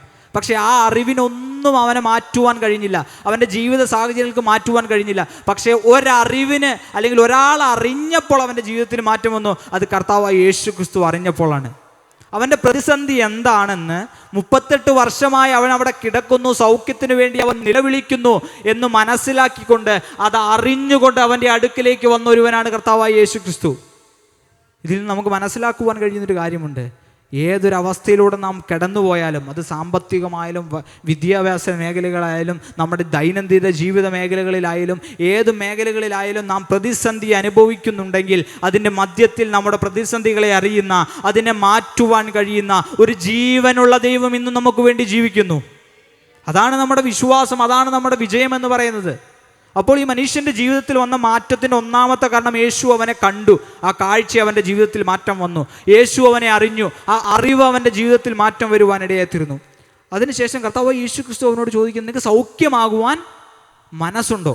38 വർഷമായി ഒരു മനുഷ്യൻ കുളത്തിൻ്റെ കടവിൽ കിടക്കുക സൗഖ്യത്തിന് വേണ്ടി. ഒരുപാട് പേര് അവനെ സഹായിക്കുവാൻ അവൻ ആഗ്രഹിച്ചു, പക്ഷെ ആരും സഹായിച്ചില്ല. അതിന് മധ്യത്തിൽ യേശു വന്ന് അവനോട് ചോദിക്കുന്നു, നിനക്ക് സൗഖ്യമാകുവാൻ മനസ്സുണ്ടോ? സൗഖ്യത്തിന് വേണ്ടി കിടക്കുന്ന ഒരു മനുഷ്യനോട് ചോദിക്കുന്ന ഒരു ചോദ്യമാണ് കർത്താവ് യേശു ക്രിസ്തു, നിനക്ക് മനസ്സുണ്ടോ? ഇപ്പം ഞാൻ സൗഖ്യത്തിന് വേണ്ടി ഒരുപാട് കാലങ്ങളായി കിടക്കുമ്പോൾ ഒരു മനുഷ്യൻ വന്ന് എന്നോട് സൗഖ്യമാകുമോ മനസ്സുണ്ടോ എന്ന് ചോദിച്ചു കഴിഞ്ഞാൽ ഞാൻ ചിലപ്പോൾ ചിന്തിക്കും, ഈ പുള്ളി എന്തിനാ എന്നോട് ഇങ്ങനെ ചോദിക്കുന്നേ എന്നൊരു പക്ഷെ ചിന്തിച്ചേക്കാം. പക്ഷെ കർത്താവ് അവിടെ ചോദിച്ചതിൻ്റെ ഒരു കാരണമുണ്ട്. അതൊരിക്കലും ഒരു അധ്യാപകൻ ഇപ്രകാരമാണ് ഞങ്ങളോട് പറഞ്ഞത്. 38 വർഷമായി ഈ മനുഷ്യൻ അവിടെ കിടക്കുക. ആ ജീവിത സാഹചര്യവുമായി, ആ ഒരു ചുറ്റുപാടുമായി, ആ ഒരു അന്തരീക്ഷമായി അവൻ 38 വർഷമായി പൊരുത്തപ്പെട്ട് കിടക്കുകയാണ്. അപ്പോൾ ഒരു പക്ഷേ അവൻ അതിൽ നിന്ന് മാറ്റം വരുവാനുള്ള ഒരു മടി, ഒരു താല്പര്യക്കുറവ്, ഒരു ചിന്തയില്ലായ്മ, ഒരു ഉത്സാഹക്കുറവ് ഒരു പക്ഷേ അവനിൽ ഉണ്ടായിരുന്നിരിക്കാം. അതുകൊണ്ടായിരിക്കാം ഒരു പക്ഷേ കർത്താവ് യേശു ക്രിസ്തു അവനോട് ചോദിച്ച്, നിനക്ക് സൗഖ്യമാകുവാൻ മനസ്സുണ്ടോ? യേശു നിങ്ങളെ കണ്ടതാണ്, യേശു നിങ്ങളെ അറിഞ്ഞിട്ടുണ്ട്. പ്രതിസന്ധിയുടെ മധ്യത്തിൽ നിങ്ങളുടെ പ്രതിസന്ധിക്ക് മാറ്റം വരണമെങ്കിൽ കർത്താവ് നമ്മളോട് ചോദിക്കുന്നൊരു കാര്യമുണ്ട്, നിനക്ക് സൗഖ്യമാകുവാൻ മനസ്സുണ്ടോ? അപ്പം നമുക്ക് മനസ്സുണ്ടെങ്കിൽ പൊരുത്തപ്പെട്ട സാഹചര്യങ്ങളിൽ നിന്ന് നാം മാറുവാൻ തയ്യാറായി കഴിഞ്ഞാൽ, ദൈവവുമായിട്ടുള്ള നമ്മുടെ ബന്ധങ്ങൾക്ക് മാറ്റം വരുത്തുവാൻ നാം തയ്യാറായി കഴിഞ്ഞാൽ കർത്താവായ യേശു ക്രിസ്തു നമ്മുടെ ജീവിതത്തിൽ അത്ഭുതങ്ങളെ ചെയ്യുവാൻ കഴിയും. അവൻ നമ്മുടെ പ്രതിസന്ധികൾക്ക് മാറ്റം വരുവാനിടയായി തീരും. അങ്ങനെ ഈ മനുഷ്യൻ, യേശു അവനോട് ചോദിച്ചു, സൗഖ്യമാകുവാൻ നിനക്ക് മനസ്സുണ്ടോ? അപ്പോൾ രോഗി അവനോട് പറഞ്ഞത്, യജമാനനെ, വെള്ളം കലങ്ങുമ്പോൾ എന്നെ കുളത്തിലാക്കുവാൻ എനിക്ക് ആരുമില്ല. അവൻ്റെ പ്രതിസന്ധിയെ പറയുന്നത്. കർത്താവ് ചോദിച്ചു, നിനക്ക് മനസ്സുണ്ടോ എന്ന്. കർത്താവ് നമ്മളോട് ചോദിക്കുന്നത് എന്താണ്? നിനക്ക് മനസ്സുണ്ടോ? അപ്പം ആ മനസ്സുണ്ടോ ഇല്ലയോ എന്നാണ് കർത്താവ് കേൾക്കുവാൻ ആഗ്രഹിക്കുന്നത്. പക്ഷേ ഈ മനുഷ്യൻ അവിടെ പറയുന്നത്, കർത്താവ് എന്നെ സഹായിക്കുവാൻ ആരുമില്ല, 38 വർഷമായി എൻ്റെ കൂടെ നടുവിൽ നടന്ന, അല്ലെങ്കിൽ എന്നെ സഹായിച്ച, അല്ലെങ്കിൽ എനിക്ക് ചുറ്റുപാടും ഉണ്ടായിരുന്ന ആളുകൾ ഒന്നും എന്നെ ഹെൽപ്പ് ചെയ്തില്ല, ഒന്നും എന്നെ സഹായിച്ചില്ല എന്നുള്ള പ്രതിസന്ധി, ആ സാഹചര്യത്തെ അവൻ യേശുവിനോട് പറയുകയാണ് ചെയ്തത്. യേശു ഇതെല്ലാം അറിഞ്ഞിട്ടാണ് അവൻ്റെ അടുക്കിലേക്ക് വന്നത്. യേശു അവനോട് ചോദിച്ചു, നിനക്ക് സൗഖ്യമാകുവാൻ മനസ്സുണ്ടോ? അവൻ പറഞ്ഞു, എൻ്റെ ചുറ്റുപാടുമുള്ള സാഹചര്യങ്ങൾ അതാണ്. യേശു അതൊന്നും കേട്ടില്ല, യേശു അതൊന്നും മൈൻഡ് വെച്ചില്ല. യേശു നോക്കിയ ഒറ്റ കാര്യത്തിന് വേണ്ടി, അവൻ്റെ സൗഖ്യം. യേശു പറഞ്ഞു, കിടക്കയെടുത്ത് നടക്കും. കൂടുതലൊന്നും പറഞ്ഞില്ല. നിൻ്റെ സാഹചര്യം ഇതാണ് മകനെ എന്ന് എനിക്ക് അറിയാമെന്നൊന്നും യേശു പറഞ്ഞില്ല. യേശു ഡയറക്റ്റ് പോയിന്റിലേക്ക് കിടക്കുക. യേശു ഡയറക്റ്റ് ചെയ്യേണ്ട പ്രവൃത്തിയിലേക്ക് കർത്താവ് കിടക്കുക. അവൻ്റെ ജീവിതത്തിലേക്ക് മാറ്റം വരുത്തുന്നതിന് വേണ്ടി അവനോട് കിടക്കയെടുത്ത് നടക്കുവാനും പറഞ്ഞു. അപ്പോൾ നമ്മളോട് കർത്താവ് ചോദിക്കും, മനസ്സുണ്ടോ എന്ന് ചോദിക്കും. കർത്താവേ, അടിയന് മനസ്സുണ്ട് എന്ന് പറയുവാൻ വണ്ണം നമ്മൾ പ്രാപ്തിയുള്ളവരാവണം. അല്ലെങ്കിൽ നമ്മുടെ മനോഭാവത്തെ എങ്ങനെ മാറ്റുവാൻ നാം തയ്യാറായിത്തീരണം. അവസാനത്തെ ഒരു കാരണം കൂടി നാം എടുത്ത് പരിശോധിച്ചാൽ, അവസാനത്തെ വാക്യത്തിൽ കർത്താവിനോട് പറയുന്നുണ്ട്, നീ കിടക്കയെടുത്ത് നടക്കുക എന്ന്. അപ്പോൾ ഈ മനുഷ്യൻ കിടക്കയെടുത്ത് നടക്കുവാനിടയിൽ, തളർന്ന് കിടക്കുന്ന, അല്ലെങ്കിൽ രോഗം പിടിച്ച് കിടക്കുന്ന, നടക്കുവാൻ പറ്റാത്ത, കുളത്തിലേക്ക് ഇറങ്ങുവാൻ സ്വന്തമായി കഴിയാത്ത ഒരു മനുഷ്യനോടാണ് കർത്താവ് പറയുന്നത്, നീ എന്ത് ചെയ്യാൻ? കിടക്കയെടുത്ത് എഴുന്നേറ്റ് നടക്കാൻ പറഞ്ഞത്. ആ മനുഷ്യനറിയാതെ ശബത്താണ്, എടുത്ത് നടന്നു കഴിഞ്ഞാൽ ഒരു പക്ഷേ യഹൂദന്മാർ എന്നെ ശിക്ഷിക്കുവാനുള്ള സാഹചര്യം അവിടെ ഉണ്ട്. ഇതെല്ലാം അറിഞ്ഞിട്ടും അവൻ അതിന് പ്രവർത്തിക്കുവാൻ, യേശുവിൻ്റെ വാക്കിനനുസരിക്കുവാൻ, യേശു പറഞ്ഞത് ചെയ്യുവാൻ അവൻ്റെ ജീവിതത്തിൽ അവൻ തീരുമാനമെടുക്കുവാൻ ഇടയായിത്തീരുന്നു. അതാണ് അവൻ്റെ ജീവിതത്തിൽ തീരുമാനങ്ങൾക്ക്, അതാണ് അവൻ്റെ ജീവിതത്തിലെ പ്രതിസന്ധികൾക്ക്, അതാണ് അവൻ്റെ ജീവിതത്തിലെ പ്രശ്നങ്ങൾക്കൊരു പരിഹാരമായി തീരുവാനിടയായിത്തീരുന്നത്. കർത്താവ് പറഞ്ഞു, എഴുന്നേറ്റ് നടക്കുക. അവൻ അത് പ്രവർത്തിക്കുവാൻ, അത് ഇംപ്ലിമെൻ്റ് ചെയ്യുവാൻ അവൻ തയ്യാറായി. അങ്ങനെ കർത്താവായി യേശു ക്രിസ്തുവിൻ്റെ വാക്കിനനുസരണ കൊടുത്തു. കർത്താവിനെ സംബന്ധിച്ചിടത്തോളം കർത്താവിനറിയാം അത് ശബത്തിൻ്റെ അനുഭവമാണ്. അവനെ സൗഖ്യമാക്കി കിടക്കയെടുത്ത് നടക്കുക എന്ന് പറഞ്ഞാൽ യഹൂദന്മാരെ സംബന്ധിച്ചിടത്തോളം ഒരു വേല ചെയ്യുന്നതായിട്ട് അവർ കണക്കാക്കും. അത് അവരുടെ ലോ പ്രകാരം, നിയമത്തിനെതിരായിട്ട് അവർ അതിനെ കുറ്റം വിധിക്കുവാനിടയായി തീരും. ഈ സാഹചര്യത്തിൻ്റെ മധ്യത്തിൽ നിയമം ഒരു പ്രശ്നമല്ല എന്ന് പറഞ്ഞ് അവൻ്റെ അടുക്കിലേക്ക് വന്നൊരുവനുണ്ട്. അതാണ് നമ്മുടെ കർത്താവായ യേശു ക്രിസ്തു. ആ കർത്താവായ യേശു ക്രിസ്തു നമ്മളോട് പറയുന്നൊരു പ്രധാനപ്പെട്ട കാര്യമുണ്ട്, ഞാൻ നിന്നെ കണ്ടു, ഞാൻ നിന്നെ അറിഞ്ഞു. ഞാൻ നിങ്ങളോട് ചോദിക്കുന്നു, മനസ്സുണ്ടോ? മനസ്സ് നിങ്ങൾക്കുണ്ടെങ്കിൽ എഴുന്നേറ്റ് നടക്കുക, നിങ്ങളുടെ പ്രതിസന്ധികൾക്ക് മാറ്റം വരുവാനിടയായി തീരും. ഈ വചനങ്ങളാൽ ദൈവത്തിൻ്റെ ആത്മാവ് നമ്മെ ധാരാളമായി അനുഗ്രഹിക്കുമാറാകട്ടെ. Hallelujah, hallelujah. ദൈവത്തിൻ്റെ അതിപരിശുദ്ധമേറിയ നാമം വാഴ്ത്തപ്പെടുമാറാകട്ടെ. ഇന്ന് നിങ്ങളുടെ മധ്യത്തിലായിരിക്കും ഞങ്ങൾ അതിയെ സന്തോഷിക്കുന്നു. ദൈവത്തിൻ്റെ മഹത്വം കരയേറ്റുകയാണ്. കർത്താവിൻ്റെ സന്നിധിയിലായിരിക്കുന്നത് എപ്പോഴും സന്തോഷമാണ്, അല്ലേ? എത്ര വിശ്വസിക്കുന്നുണ്ട്? കരങ്ങൾ ഉയർത്തി ഹല്ലേലൂയ പറയാമോ? ഹല്ലേലൂയ. കഴിഞ്ഞ ഒരാഴ്ചക്കാലം കർത്താവ് നമ്മളെ അത്ഭുതകരമായി നടത്തി. നമ്മൾ ആയിരുന്ന ഇടങ്ങളിൽ പോയിരുന്ന സാഹചര്യങ്ങളൊക്കെയും കർത്താവിൻ്റെ സാന്നിധ്യം നമ്മളെ വഴി നടത്തി, അല്ലേ?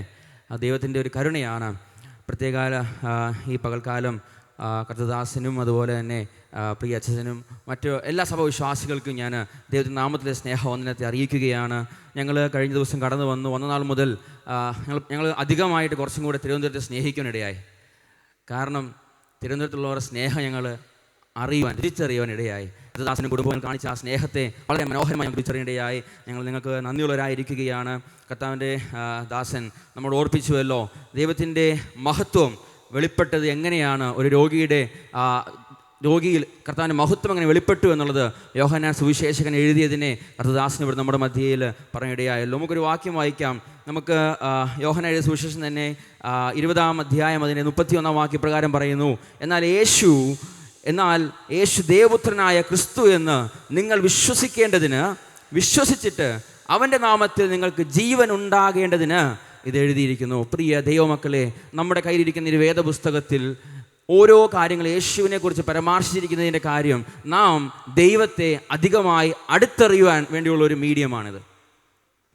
നാം ദൈവത്തെ അടുത്തറിയാൻ വേണ്ടിയൊരു മീഡിയമാണിത്. ഇത് ഓരോ നാൾ നാം വായിക്കുമ്പോഴും മനസ്സിലാക്കുമ്പോഴും ദൈവം ആരാണെന്നും യേശു ക്രിസ്തു ആരാണെന്നും അധികമായി അടുത്തറിയാനിടയായിത്തീരും. ഇന്ന് നാം കേട്ടതുപോലെ ഒരു രോഗിയുടെ ജീവിതത്തിൽ യേശു ആരായിരുന്നു എന്ന് നമുക്ക് മനസ്സിലാകുവാനിടയായി. താൻ പല വർഷങ്ങളായി രോഗിയായിരുന്നു. എന്നാൽ യേശു അവനെ കണ്ടു, യേശു അവനെ അറിഞ്ഞു, യേശു അവനെ സൗഖ്യമാക്കി. തൻ്റെ ജീവിതത്തിൽ ആരും ഇല്ലാതെ ഇരുന്ന ഒരു അനുഭവത്തിൽ യേശു അരികിലേക്ക് കടന്നു വന്നു. അതാണ് യേശുവിൻ്റെ സ്നേഹം. നമുക്കൊരു വേദഭാഗം വായിക്കാം ചിന്തയ്ക്കായി. യൂദ എഴുതിയ ലേഖനം 1-2 വാക്യങ്ങൾ ഒരാൾക്ക് ശബ്ദമുയർത്തി വായിക്കാമല്ലോ. യേശുക്രിസ്തുവിന്റെ ദാസനും യാക്കോബിന്റെ സഹോദരനുമായ യൂദ, പിതാവായ ദൈവത്തിൽ സ്നേഹിക്കപ്പെട്ടും യേശുക്രിസ്തുവിനായി സൂക്ഷിക്കപ്പെട്ടും ഇരിക്കുന്നവരായ വിളിക്കപ്പെട്ടവർക്ക് എഴുതുന്നത്, നിങ്ങൾക്ക് കരുണയും സമാധാനവും സ്നേഹവും വർദ്ധിക്കുമാറാകട്ടെ. യേശുക്രിസ്തുവിൻ്റെ ദാസനും യാക്കോബിൻ്റെ സഹോദരനുമായ യൂദ, പിതാവായ ദൈവത്തിൽ സ്നേഹിക്കപ്പെട്ടും യേശുക്രിസ്തുവിനായി സൂക്ഷിക്കപ്പെട്ടും ഇരിക്കുന്നവരായ വിളിക്കപ്പെട്ടവർക്ക് എഴുതുന്നത്. പ്രിയ ദൈവമക്കളെ, ഈ ഒരു വേദഭാഗത്തെക്കുറിച്ച് ഞാൻ പഠിക്കുമ്പോൾ മനസ്സിലാക്കുവാൻ സാധിക്കുന്നത് ഇതിൻ്റെ ലേഖകൻ ആരാണ്? യൂദയാണ് ഈ ലേഖനം എഴുതിയിരിക്കുന്നത്. യൂദ എഴുതുമ്പോൾ ആദ്യം നമുക്ക് യൂദ ആരാണെന്ന് മനസ്സിലാക്കണം. യൂദ എന്ന് പറയുമ്പോൾ വേദപുസ്തകത്തിൽ ഇഷ്ടംപോലെ യൂദകളുണ്ടല്ലേ.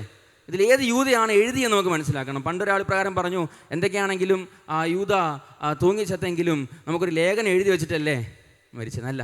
ആ യൂദയല്ല ഇത് എഴുതിയത്. ഇത് എഴുതിയ യൂദ ആരാണെന്ന് നമുക്ക് മനസ്സിലാക്കണമെങ്കിൽ നമുക്ക് ഒരു വേദഭാഗം വായിക്കാം. മർക്കോസ് എഴുതിയ സുവിശേഷം 6-ാം അധ്യായം അതിൻ്റെ 3-ാം വാക്യം.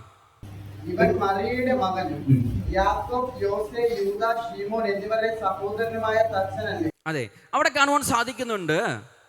അവിടെ യേശുവിൻ്റെ സഹോദരനായ യൂദ എന്ന് നമുക്ക് കാണുവാൻ സാധിക്കും. വളരെ വേഗത്തിൽ കടന്നു പോവുകയാണ്. നിങ്ങൾ എൻ്റെ കൂടെ വരണമെന്ന് ഞാൻ ആഗ്രഹിക്കുകയാണ്. യേശുവിൻ്റെ സഹോദരനായ യൂദയാണ് ഈ ലേഖനം എഴുതിയിരിക്കുന്നത്. എന്നാൽ യേശുവിൻ്റെ സഹോദരനായ യൂദ ഈ ലേഖനം എഴുതിയപ്പോൾ ഉപയോഗിച്ചൊരു പദം എന്നെ ഭയങ്കരമായിട്ട് സ്ട്രൈക്ക് ചെയ്തു. അവിടെ വായിച്ചേ, അവിടെ യേശുക്രിസ്തുവിൻ്റെ എങ്ങനെയാണ് യൂദ 1-1 വാക്യം വായിച്ചേ, യേശുവിൻ്റെ ദാസനും യാക്കോബിൻ്റെ സഹോദരനുമായ യൂദ.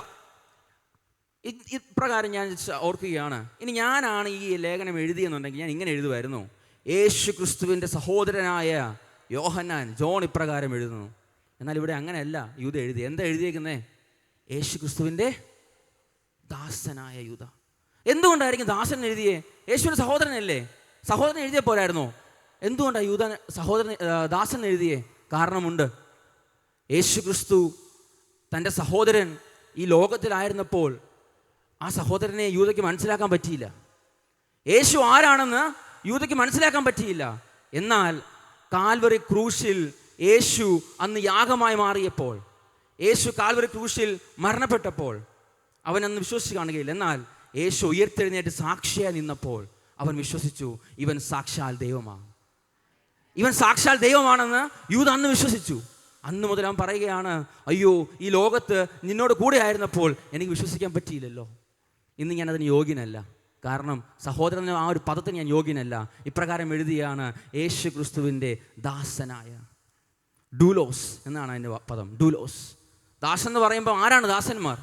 സേവ ചെയ്യുന്നവർ അല്ലേ. അന്ന് അവൻ തീരുമാനമെടുത്തു, ഇനിയുള്ള നാളുകൾ ഈ ക്രിസ്തുവിന് വേണ്ടി ഞാൻ വേല ചെയ്യും.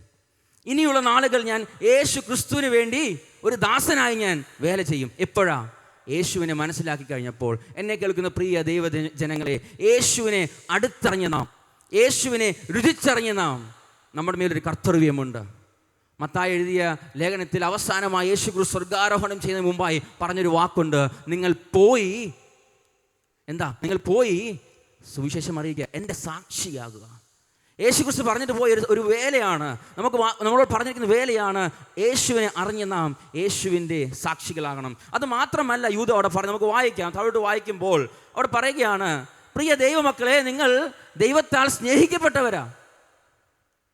എത്രമാത്രം യേശുവിനെ അടുത്തറിഞ്ഞപ്പോൾ അവന് മനസ്സിലായി, ഞാനൊരു സാധാരണ വ്യക്തിയല്ല, ഈ ലോകത്ത് ജീവിക്കുന്ന ഞാനൊരു സാധാരണ വ്യക്തിയല്ല. ഞാൻ ആരാ? ദൈവത്താൽ സ്നേഹിക്കപ്പെട്ടവനാണെന്ന്. പ്രിയ ദൈവജനങ്ങൾ, പലപ്പോഴും ദൈവത്തിൻ്റെ സ്നേഹത്തെ നാം എത്രമാത്രം മനസ്സിലാക്കി, ദൈവത്തിൻ്റെ സ്നേഹത്തെ എത്രമാത്രം ആഴത്തിൽ മനസ്സിലാക്കാൻ പറ്റി? പലപ്പോഴും ലോകത്തിൽ പലതിനെയും കണ്ട് ലോകത്തിന് പുറമെ ഓടിയതല്ലാതെ യേശുവിനെ അറിഞ്ഞിട്ടും ആ സ്നേഹത്തെ നമുക്ക് യഥാർത്ഥമായി മനസ്സിലാക്കുവാൻ പറ്റിയിട്ടുണ്ടോ?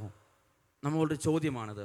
ഇന്ന് പകൽക്കാലം എന്നെ കേൾക്കുന്ന പ്രിയ ദൈവമക്കളെ, യേശുവിനെ അടുത്തറിയുവാൻ ഒരു ഏക മാർഗം നമുക്കുണ്ട്, ഒരു മാധ്യമമുണ്ട്, വേദപുസ്തകമാണ്. നമ്മുടെ ജീവിതത്തിൽ എപ്പോഴും നമുക്ക് നമ്മുടെ കഷ്ടത്തിലായിരിക്കുമ്പോൾ, പ്രശ്നത്തിലായിരിക്കുമ്പോൾ, പ്രിയ കുഞ്ഞുങ്ങളെ, നിങ്ങൾ പഠിക്കാൻ എന്തെങ്കിലും ബുദ്ധിമുട്ട് അനുഭവിക്കുകയാണോ? ജോലി സംബന്ധമായ ബുദ്ധിമുട്ട് അനുഭവിക്കുകയാണോ? വിഷമിക്കേണ്ട, ദൈവത്തിൻ്റെ വചനം നമ്മുടെ കൂടെയുണ്ട്. ഇത് നമ്മോട് ഇടപെടും. ഞാൻ ഈ പറയുമ്പോൾ ഈ കർത്തദാസന്മാരോട് പ്രസംഗിക്കുമ്പോഴൊക്കെയുള്ള വാക്കുകൾക്ക് പരിമിതികളുണ്ട്. എന്നാൽ ഈ വചനം പരിമിതിയുള്ളൊരു വചനമല്ല. പരിമിതികൾക്കും അപ്പുറം കടന്നു ചെന്ന് നമ്മുടെ ഹൃദയങ്ങളെ ഹീൽ ചെയ്യുവാൻ, സൗഖ്യമാക്കുവാൻ കഴിവുള്ളതാണ് വേദപുസ്തകം. ജീവിതത്തിൽ എപ്പോഴും ഏത് സാഹചര്യമാണെങ്കിലും ഒന്ന് തുറക്കണം. ഇത് ജസ്റ്റ് തുറന്നാൽ മതി. അനേകർ ജീവിതത്തെ മാറ്റിമറിച്ച വചനമാണിത്, വാക്കാണിത്. ആരാണ് ഈ വാക്ക്? ഈ വചനം ആരാണ്? യേശുവാണ്.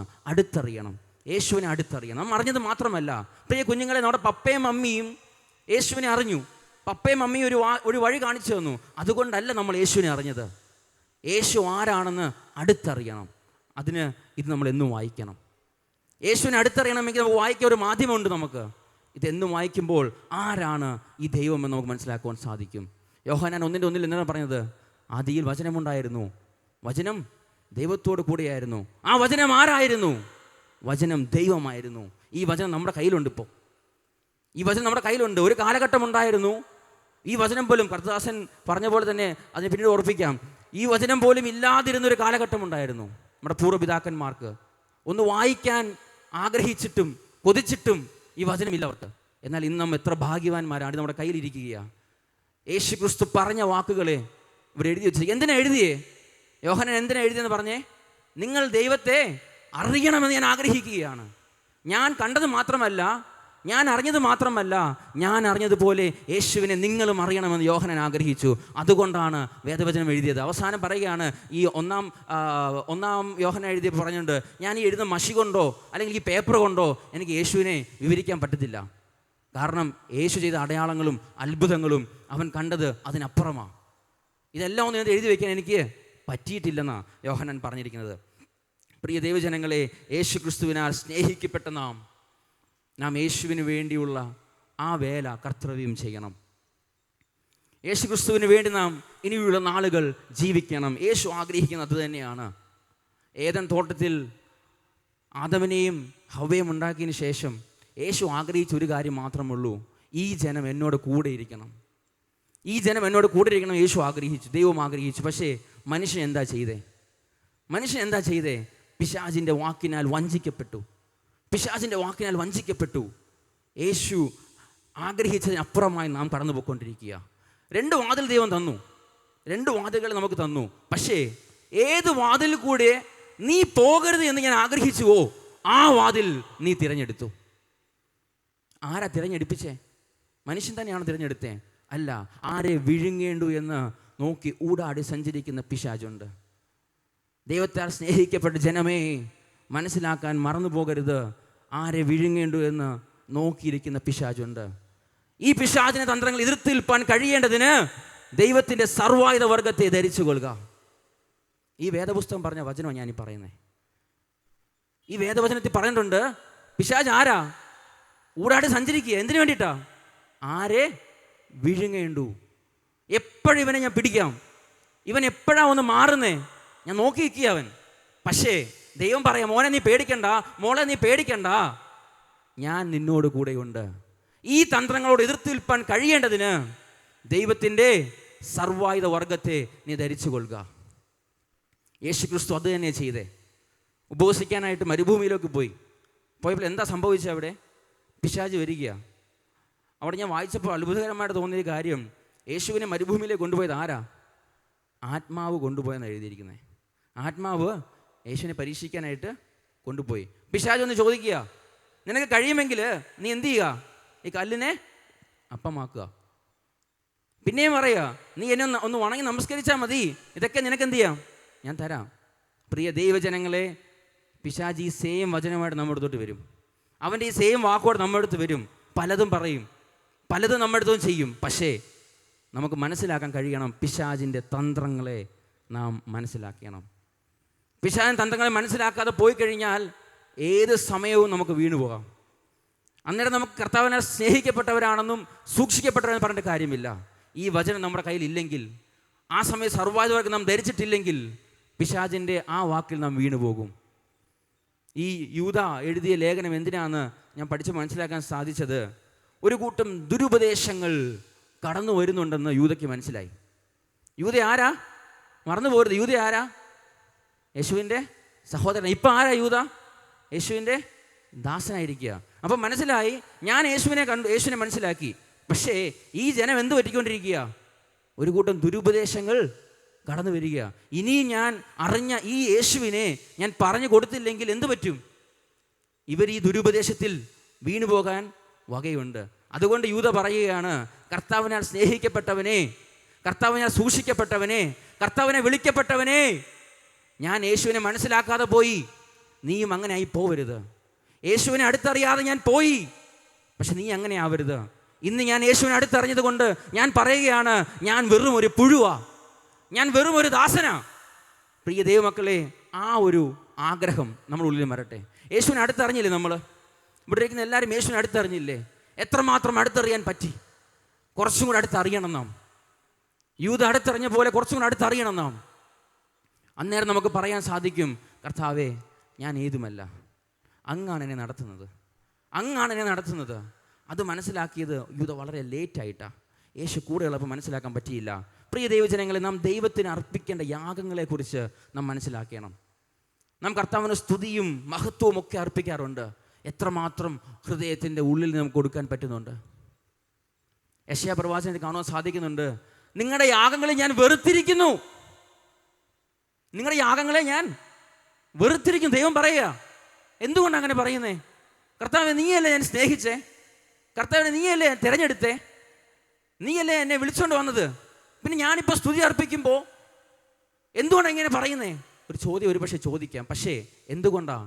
യഥാർത്ഥമായ യാഗം പലപ്പോഴും നമ്മുടെ ഹൃദയത്തിൻ്റെ ഉള്ളിൽ നിന്നുള്ള യാഗം പലപ്പോഴും നമുക്ക് അർപ്പിക്കുവാൻ സാധിക്കാതെ പോകുന്നതുകൊണ്ട് യേശു പറയുകയാണ്, നിന്റെ യാഗത്തെ ഞാൻ വെറുത്തിരിക്കുകയാണ്. നമുക്ക് ജസ്റ്റ് ആ വാക്യം വായിച്ചാട്ടെ. ഈ ബൈബിൾ തന്നെ ഉള്ള വാക്യമാണോ? യെശയ്യാ പ്രവാചകന്റെ പുസ്തകം 1-ാം അധ്യായം അതിൻ്റെ 11-ാം വാക്യത്തിൽ ഒരു കൂട്ടം ജനത്തോട് പറയുന്ന കാര്യമാണ്, ഇസ്രായേൽ ജനത്തോട് പറയുന്ന കാര്യമാണ് അവിടെ എഴുതിയിരിക്കുന്നത്. നിങ്ങളുടെ ഹനനയാഗങ്ങളുടെ ബാഹുല്യം എനിക്ക് എന്തിന് എന്ന് യഹോവ അരുളി ചെയ്യുന്നു. മുട്ടാടുകളെ കൊണ്ടുള്ള ഹോമയാഗവും തടിപ്പിച്ച മൃഗങ്ങളുടെ മേധസ്സും കൊണ്ട് എനിക്ക് മതി വന്നിരിക്കുന്നു. കാളകളുടെയോ കുഞ്ഞാളുകളുടെയോ കോലാട്ട് കൊറ്റന്മാരുടെയോ രക്തം എനിക്ക് ഇഷ്ടമല്ല. നിങ്ങൾ എന്തിനാ ആവശ്യമില്ലാത്ത സംഭവം കൊണ്ടുവന്നുകൊണ്ടിരിക്കുന്നേ? ഞാനത് ചോദിച്ചോ? ഒരു ചോദ്യം ചോദിക്കുക ദൈവം നമ്മളോട്. ഇതൊക്കെയാണ് ഞാൻ ചോദിച്ചേ. യഥാർത്ഥമായിട്ട് യേശുവിനെ, ദൈവത്തെ മനസ്സിലാക്കാതെ വരുമ്പോൾ ഇത് സംഭവിക്കും. യഥാർത്ഥം ദൈവം എന്താണ് നമ്മുടെ ജീവിതത്തിൽ ആഗ്രഹിക്കുന്നത്, നമ്മെ തിരഞ്ഞെടുത്തതിൻ്റെ പർപ്പസ് എന്താണ് മനസ്സിലാക്കാതെ പോകുമ്പോൾ ഈ ഒരു ചോദ്യം ഒരു പക്ഷെ നിങ്ങളും പ്രതീക്ഷിക്കാം. എന്തിനു വേണ്ടിയാണ് ദൈവം എന്നെ സ്നേഹിച്ചത്? എന്തിനു വേണ്ടിയാണ് ദൈവം എന്നെ തിരഞ്ഞെടുത്തത്? എന്തിനു വേണ്ടിയാണ് ദൈവം എന്നെ ഇത്രമാത്രം സൂക്ഷിച്ചു വച്ചിരിക്കുന്നത്? കർത്താവിൻ്റെ ആ സൂക്ഷിപ്പിനെ ഓർത്ത് നോക്കിയ നമുക്കിങ്ങനെ ഇരിക്കാൻ പറ്റത്തില്ല. പ്രിയ ദൈവജനങ്ങളെ, കഴിഞ്ഞൊരാഴ്ചക്കാലം നമ്മുടെ കൂടെ ഉണ്ടായിരുന്നവർ, നമ്മുടെ ബന്ധുമിത്രാദികൾ ഒക്കെ ഈ ലോകത്ത് നിന്ന് മാറ്റപ്പെട്ടു പോയി. പല അനർത്ഥങ്ങളും പല സംഭവങ്ങളും സംഭവിച്ചു. ഈ ലോകത്ത് അനർത്ഥങ്ങളെ നോക്കിക്കഴിയുമ്പോൾ എന്തൊക്കെയാണ് നടക്കുന്നത്?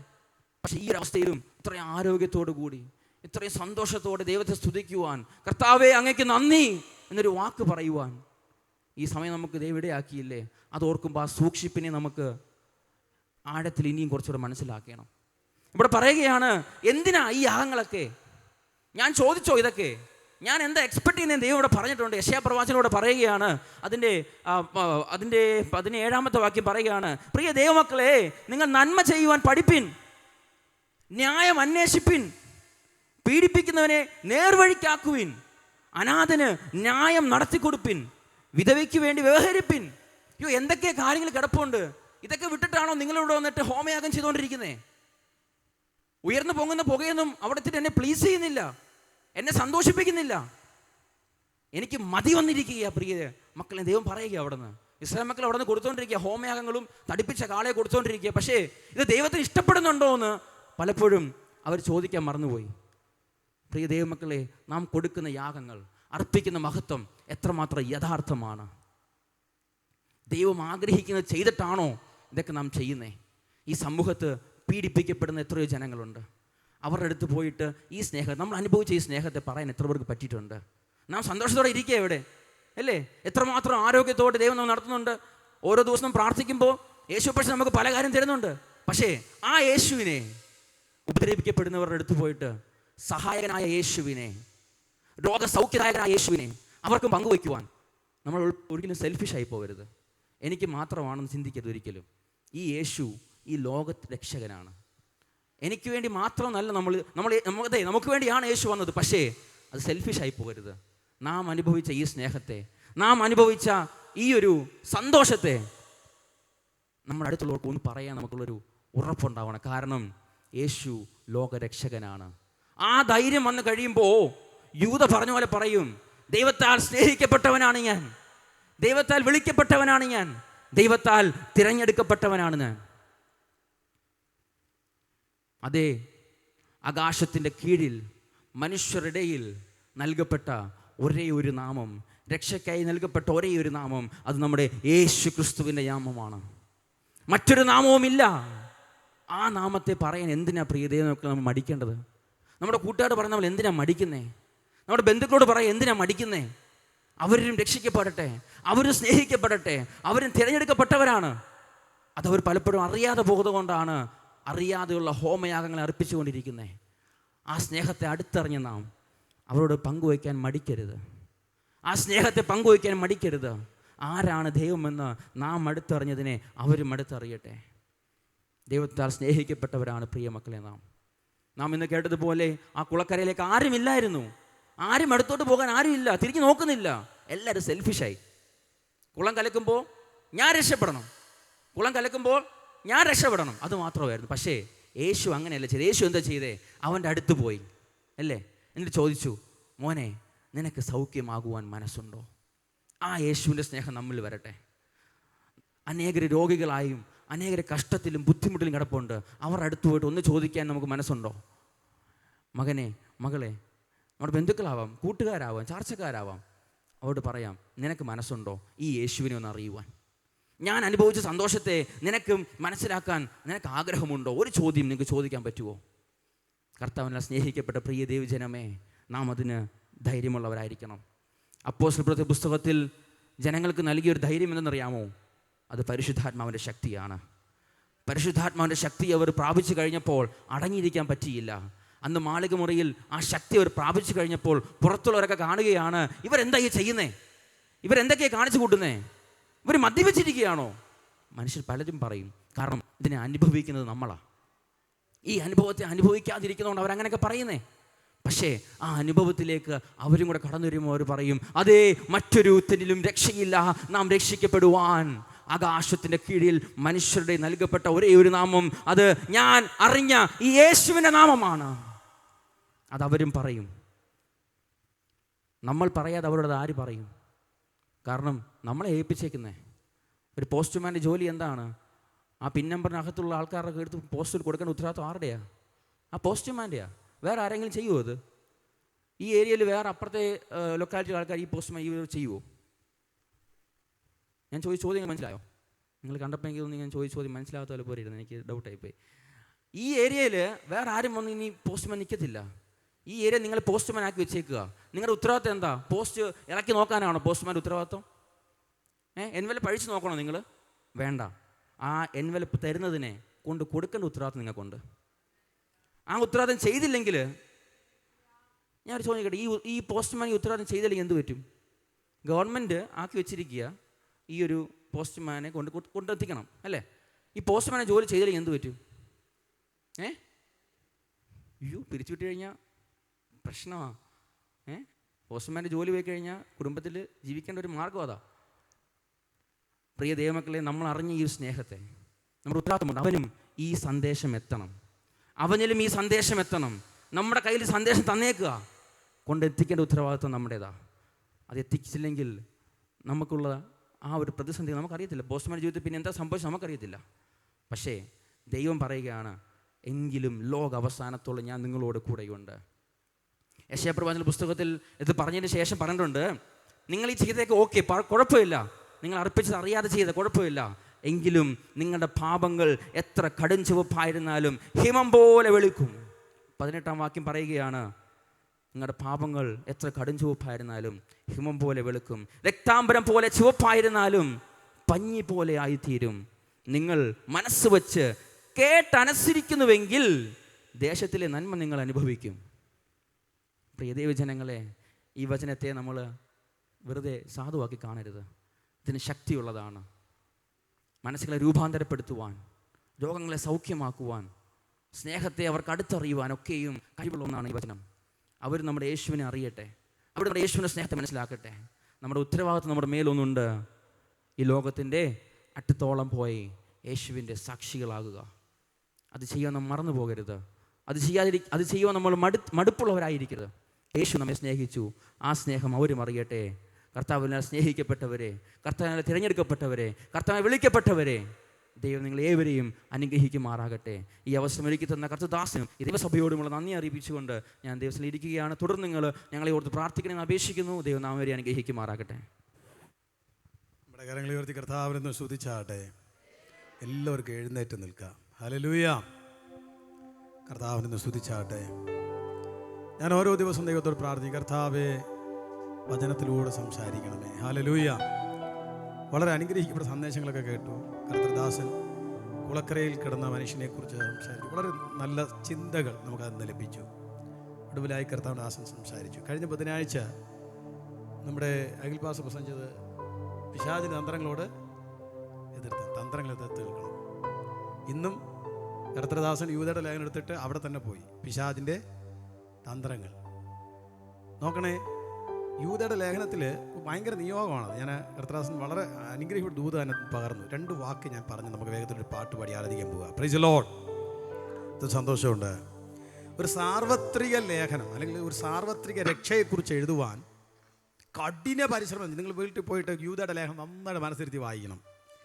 യൂദയുടെ ലേഖനത്തിൽ 3-ാമത്തെ വാക്യത്തിൽ പറയുന്നത് സാർവത്രികമായ രക്ഷയെക്കുറിച്ച് എഴുതുവാൻ കഠിന പരിശ്രമം യൂദ നടത്തി. എഴുതാൻ പേനെടുത്തപ്പോൾ ദൈവം പറഞ്ഞു, നീ സാർവത്രിക രക്ഷയെക്കുറിച്ച് എഴുതണ്ട, വിശുദ്ധന്മാർക്ക് വേണ്ടി ഒരിക്കലായി ഫലമേൽപ്പിച്ച വിശ്വാസത്തിന് വേണ്ടി നീ എഴുതണം. ഹല്ലേലൂയ. പരിശുദ്ധാത്മാവെന്ന് പറയുന്നത് നമ്മൾ ചിന്തിച്ചു വരുന്നതായിരിക്കില്ല. നമ്മുടെ അവസ്ഥകളെ, സ്ഥിതികളും അറിഞ്ഞ് സംസാരിക്കും. ഒന്ന് സ്വതന്ത്രം പറഞ്ഞാട്ടെ. വിശുദ്ധന്മാർക്ക് വേണ്ടി ഒരിക്കലായി ഫലമേൽപ്പിച്ച വിശ്വാസത്തിന് വേണ്ടി പോരാടണം. ആ വിശ്വാസം ദൈവം എന്നെ പരമേൽപ്പിച്ചിരിക്കുന്ന ഉറപ്പുള്ളവർ മാത്രം ഒന്ന് കരമുയർത്തിയേ. എന്നെ ഏൽപ്പിച്ചിട്ടുണ്ട്, അന്ത്യം വരെ എനിക്ക് പോരാടണം അതിന് വേണ്ടി. യെസ്, അത് അന്ത്യം വരെ എന്ത് ചെയ്യണം? അന്ത്യം വരെ പോരാടണം. എന്നിട്ട് എക്സാമ്പിളൊക്കെ അവിടെ നിരത്തിയിരിക്കുക. ആര്? മിസ്രൈമിൽ നിന്ന് പുറപ്പെട്ട ഇസ്രായേൽ ജനത്തെക്കുറിച്ച് പറഞ്ഞിരിക്കുന്നു. അവർ വീണ്ടും മിസ്രൈമിലേക്ക് പോയെന്ന്. പോയോ? പോയി. കൊരിന്തിലേന്ന് പറഞ്ഞിട്ട് അവർ പോയെന്ന് മനസ്സുകൊണ്ട് അവരോട് പോയി. അങ്ങ് പോയി, മിസ്രൈമിൽ പോയി. ദൈവം അവരെ ഒരിക്കലായിട്ട് വിടുവിച്ചു. പക്ഷെ ആ വിടുതൽ അവർ നഷ്ടമാക്കി. അവർ തിരിച്ചു പോയത് കൊണ്ടാണ് മരുഭൂമിയിൽ വെച്ചെല്ലാം പട്ടുപോയത്. പിടികിട്ടിയോ? മിസ്രൈമിൽ നിന്ന് വിടുവിക്കപ്പെട്ട ജനം ഒന്നുപോലും, അതായത് സ്തോത്രം വിരലെണ്ണപ്പെട്ട സ്തോത്രം ജോഷുവായും സ്തോത്രം ഹല്ലേലൂയ കർത്താവിന് സ്തോത്രം പറഞ്ഞാട്ടെ. ബാക്കി എല്ലാവരും പോയി. എന്താ പോവാൻ കാരണം? ഇവരെവിടെ പോയി? വീണ്ടും പറഞ്ഞേ, മിസ്രൈമിൽ പോയി. അവര് നശിച്ചു പോയി. ദൈവമക്കളെ, യൂദയുടെ ലേഖനം പരിശുദ്ധാത്മാവ് രേഖപ്പെടുത്തി. നീ രക്ഷയെക്കുറിച്ചല്ല എഴുതേണ്ടത്, ദൈവസഭയിൽ ദൈവം ഏൽപ്പിച്ച വിശ്വാസത്തിന് വേണ്ടി ആദ്യത്തോളം പോരാടണം. അതിൽ കൂടെ പിശാചിന്റെ തന്ത്രങ്ങളെക്കുറിച്ച് കർത്താവദാസൻ വളരെ ശക്തമായ ദൂത് ദൈവസഭയോട് ഇടപെട്ടിരിക്കുന്നു. എല്ലാ കണ്ണുകളെയും അടച്ച് കാര്യങ്ങളെ സ്വർഗത്തിലേക്ക് ഉയർത്തി പ്രാർത്ഥിച്ച കർത്താവേ, വിശുദ്ധന്മാർക്കു വേണ്ടി ഒരിക്കലായി ഫലമേൽപ്പിച്ച വിശ്വാസം ഇത് എനിക്ക് നൽകപ്പെട്ടിരിക്കുന്നു. ഓ, യാത്ര ചെയ്യും ഞാൻ ക്രൂശെ നോക്കി, യുദ്ധം ചെയ്യും ഞാൻ യേശുവിന്, ജീവൻ വച്ചിടും രക്ഷകനായി, അന്ത്യശ്വാസം വരെയും ജീവൻ വച്ചിടും രക്ഷകനായി, അന്ത്യശ്വാസം വരെയും ജീവൻ വച്ചിടും രക്ഷകനായി, അന്ത്യശ്വാസം വിശുദ്ധന്മാർക്കു വേണ്ടി ഒരിക്കലായി ഭരമേൽപ്പിച്ച വിശ്വാസത്തിന് വേണ്ടി ആദ്യം വരെ പോരാടുന്നു. ആമേൻ. അത് നല്ല ധീരത പ്രതിജ്ഞ ദൈവമക്കൾ ദൈവ സ്വതന്ത്രം പറഞ്ഞാട്ടെ. അതിനെ തെറ്റിക്കാൻ, അതിനെ തകിടമറിക്കാൻ, നിന്റെ ഓട്ടത്തെ അസ്ഥിരതപ്പെടുത്താൻ, നിന്റെ ലക്ഷ്യത്തിൽ നിന്ന് നിന്നെ പിന്മാറ്റാൻ പിശാച് തന്ത്രങ്ങളുമായിട്ട് കടന്നു വരും. എന്നാൽ ഇന്ന് രാത്രി നീ മക്കൾ മനസ്സിലാക്കണം, എന്നെ ഏൽപ്പിച്ച ഒരു ദൗത്യമുണ്ട്, എന്നെ ഏൽപ്പിച്ച ഒരു ദീപമുണ്ട്. ഇത് അണയാതെ എനിക്ക് അക്കരെ എത്തിക്കണം.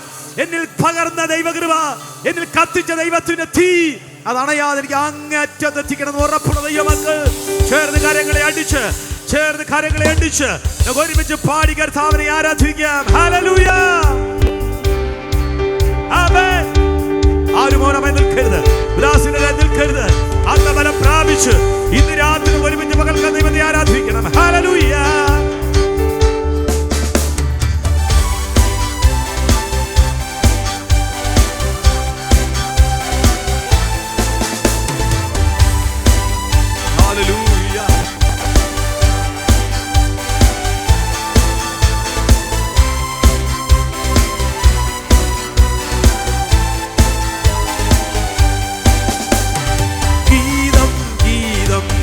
ജയ ഗീതം പാടുവിൻ സോദരരെ. ഓ ഗീതം ഗീതം ജയ ഗീതം പാടുവിൻ സോദരരെ. നമ്മൾ യേശുനാഥൻ ജീവിക്കുന്നതിനാൽ ജയഗീതം പാടിടുവിൻ. ഓ നമ്മൾ യേശുനാഥൻ ജീവിക്കുന്നതിനാൽ ജയഗീതം പാടിടുവിൻ. ഓ ഗീതം ഗീതം ജയ ഗീതം പാടുവിൻ സോദരരെ. ഓ ഗീതം ഗീതം ജയ ഗീതം പാടുവിൻ സോദരരെ. നമ്മൾ യേശുനാഥൻ ജീവിക്കുന്നതിനാൽ ജയഗീതം. ഓ നമ്മൾ യേശുനാഥൻ ജീവിക്കുന്നതിനാൽ. ഓ പാപം ശാപം സകലവും അവതരിച്ചിക നരനായി. ഓ പാപം ശാപം സകലവും തീർപ്പാൻ അവതരിച്ചിക നരനായി. ദൈവകോപത്തിൽ വന്നെറിഞ്ഞവനാം രക്ഷകൻ ജീവിക്കുന്നു. ദൈവകോപത്തിൽ വന്നെറിഞ്ഞവനാം രക്ഷകൻ ജീവിക്കുന്നു. അവൻ ഗീതം ഗീതം ജയ ഗീതം പാടുവിൻ സോദരരെ. ഓ ഗീതം ഗീതം ജയ ഗീതം പാടുവിൻ സോദരരെ. നമ്മൾ യേശുനാഥൻ ജീവിക്കുന്നതിനാൽ ജയഗീതം. നമ്മൾ യേശുനാഥൻ ജീവിക്കുന്നതിനാൽ ജയഗീതം. ഉലകമഹാന്മാരഖിലരും ഒരുപോൽ ഉറങ്ങുന്നു കല്ലറയിൽ. ഉലകമഹാന്മാരഖിലരും ഒരുപോൽ ഉറങ്ങുന്നു കല്ലറയിൽ. നമ്മൾ ഉന്നതനേശു മഹേശ്വരൻ മാത്രം ഉയരത്തിൽ വാണിടുന്നു. നമ്മൾ ഉന്നത ഹല്ലേലൂയ. ഓ ഉയരത്തിൽ വാണിടുന്നു. ഓ ഗീതം ഗീതം ജയ ഗീതം പാടുവിൻ സോദരരെ. ഓ ഗീതം ഗീതം ജയ ഗീതം പാടുവിൻ സോദരരെ. നമ്മൾ യേശുനാഥൻ ജീവിക്കുന്നതിനാൽ. ഹല്ലേലൂയ. ഓ നമ്മൾ യേശുനാഥൻ ജീവിക്കുന്നതിനാൽ. ഓ കലുഷതയകറ്റി കണ്ണുനീർ തുടപ്പി ഉത്സുകരായിരിപ്പേ. കലുഷതയകറ്റി കണ്ണുനീർ തുടപ്പി ഉത്സുകരായിരിപ്പേ. നമ്മൾ ജീവിക്കവേ അലസത ശരിയാണോ? നമ്മൾ ജീവിക്കവേ അലസത ശരിയാണോ? അവൻ ഗീതം ഗീതം ജയ ഗീതം പാടുവിൻ സോദരൻ. ഓഹോ ഗീതം ഗീതം ജയ ഗീതം പാടുവിൻ സോദരരെ. നമ്മൾ യേശുനാഥൻ ജീവിക്കുന്നതിനാൽ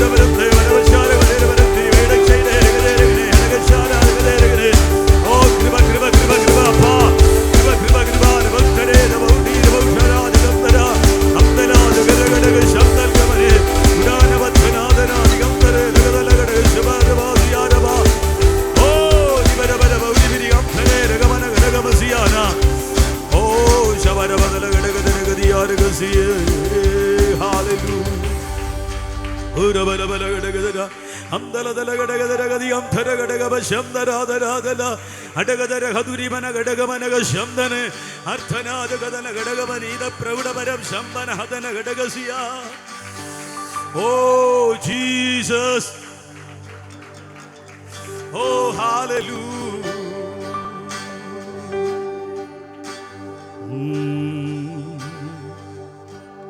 എല്ലാ മുഴങ്കാലുകൾ ദിവസത്തിൽ മടക്കിയാട്ടെ. ഹല്ലേലൂയ. വിശുദ്ധന്മാർക്ക് വേണ്ടി ഒരിക്കലായി ഭാരമേൽപ്പിച്ച വിശ്വാസം. ആമേൻ. യൂദാ അപ്പോസ്തലൻ 5-ാമത്തെ വാക്യത്തിൽ വന്നപ്പോൾ അവിടെ എഴുതി വെച്ചു, മിസ്രയീമിൽ നിന്നും ഒരിക്കലായി വിടുവിക്കപ്പെട്ട ജനം. ഒരു യാഗത്തിലൂടെ അവിടുന്ന് വിടുവിക്കപ്പെട്ടത്. ഹല്ലേലൂയ. യാഗത്തിലൂടെ വിടുവിക്കപ്പെട്ടു. പുത്രനായ യേശു ക്രിസ്തുവിന്റെ യാഗത്തിലൂടെ മിസ്രയീമിൽ നിന്ന് വിടുവിക്കപ്പെട്ടവരാണ് നമ്മൾ. അപ്പോസ്തലനായ യൂദാ എഴുതി, അവർ തിരിച്ചു പോയെന്ന്. അതുകൊണ്ട് യൂദാ ദൈവസഭയ്ക്ക് ലേഖനം പരിശുദ്ധാത്മാവിൽ കൈമാറി. പ്രിയരെ, ഒരിക്കലായിട്ട് വിശുദ്ധന്മാർക്ക് വേണ്ടി ഭാരമേൽപ്പിച്ച വിശ്വാസം, അതിനുവേണ്ടി അന്ത്യത്തോളം പോരാടണമെന്ന്, അന്ത്യത്തോളം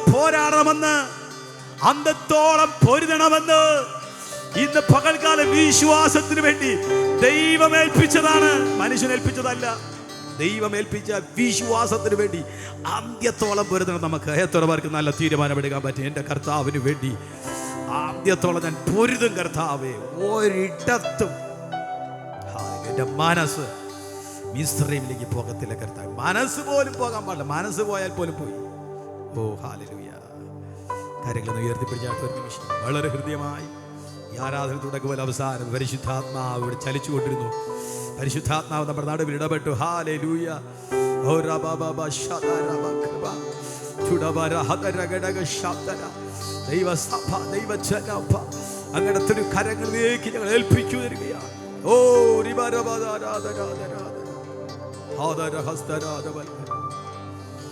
ഓ ജീസസ് ഹല്ലേലൂയ. പരിശുദ്ധാത്മാവ് ആമേൻ. നമ്മുടെ ആരാധന അനുഗ്രഹിച്ചതിനായി സ്തോത്രം ചെയ്താട്ടെ. ഇന്ത്യ ബൈബിൾ കോളേജ് സെമിനാരിയിലെ പ്രിയ കുഞ്ഞുങ്ങൾ, പ്രിയപ്പെട്ട സഹോദരങ്ങളൊക്കെ ഒരുമിച്ച് കൂട്ടി അനുഗ്രഹിക്കപ്പെട്ട നല്ലൊരു കൂട്ടായ്മ ദൈവം നമുക്ക് തന്നതിനായി സ്തോത്രം ചെയ്താട്ടെ. ഞാനൊരിക്കലും ഇങ്ങനെ ഒരു അവസരം പ്രതീക്ഷിച്ചില്ല. ചില ദിവസങ്ങൾക്ക് മുമ്പ് കൊച്ചുവൻ പറഞ്ഞു, സ്തോത്രം, ഇതുപോലെ ഒരു സാധ്യതയുണ്ടെന്ന്. സ്തോത്രം.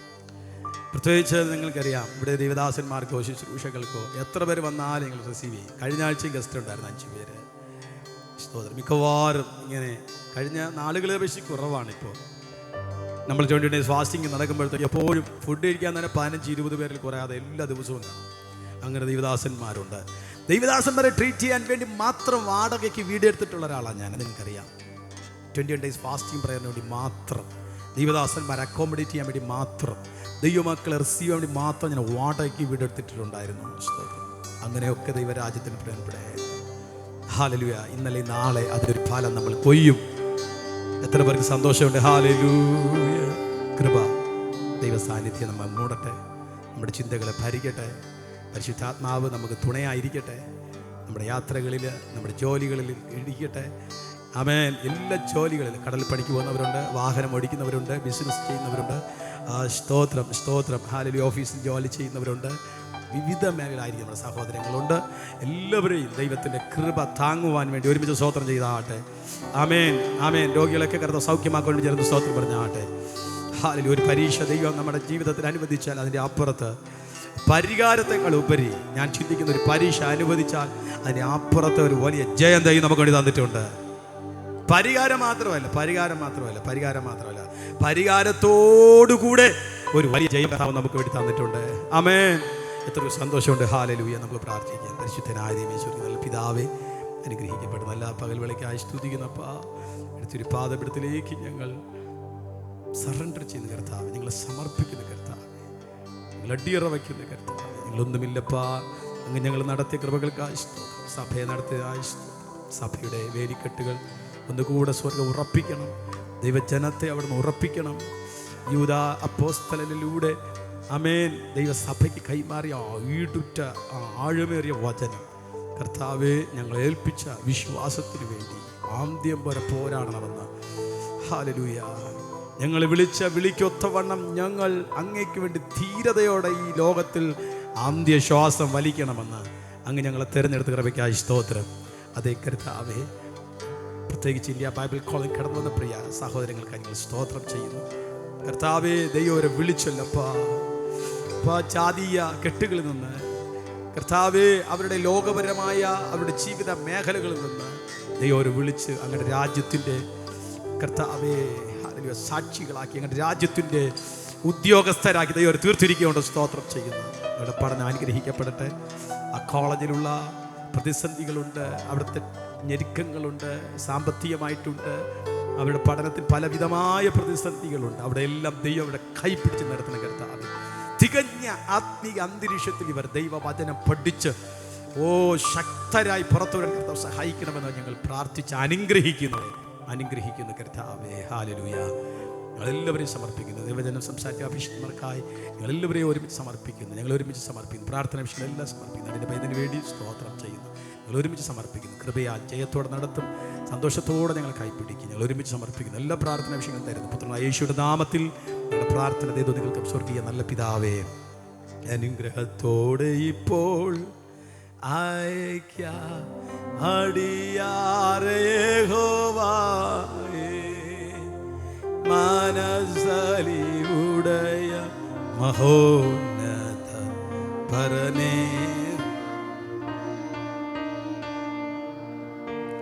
ഓ മനസ്സലിവുടയ മഹോന്നത പരനേ, വന്ദനം നിനക്കാമേ.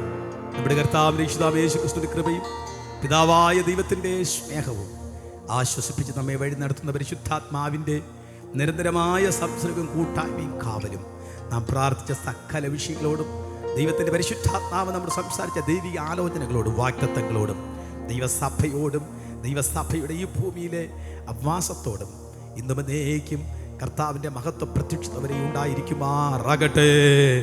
ഇന്ന് പകൽക്കാലം യേശു ക്രിസ്തു മുഖാന്തരം ജയം നൽകി തന്ന കർത്താവിനെ സ്തുതിക്കാം. Hallelujah, hallelujah, hallelujah. ആമേൻ. കർത്താവായ യേശുവേ, എല്ലാവർക്കും സ്നേഹവന്ദനം അറിയിക്കുന്ന വിശേഷാൽ ഞങ്ങളോടൊപ്പം വെള്ളിയാഴ്ച വൈകുന്നേരം മുതൽ ഞങ്ങളോടൊപ്പമായിരുന്ന പ്രിയ ഇന്ത്യ ബൈബിൾ കോളേജ് സെമിനാരിയിലെ ഞങ്ങളുടെ പ്രിയ കുഞ്ഞുങ്ങൾക്ക്, പ്രിയ സഹോദരങ്ങൾക്ക് എല്ലാവർക്കും ഹൃദയം നിറഞ്ഞ നന്ദി സ്നേഹവും ഞങ്ങൾ അറിയിക്കുന്നു. ദൈവം അനുഗ്രഹിക്കട്ടെ.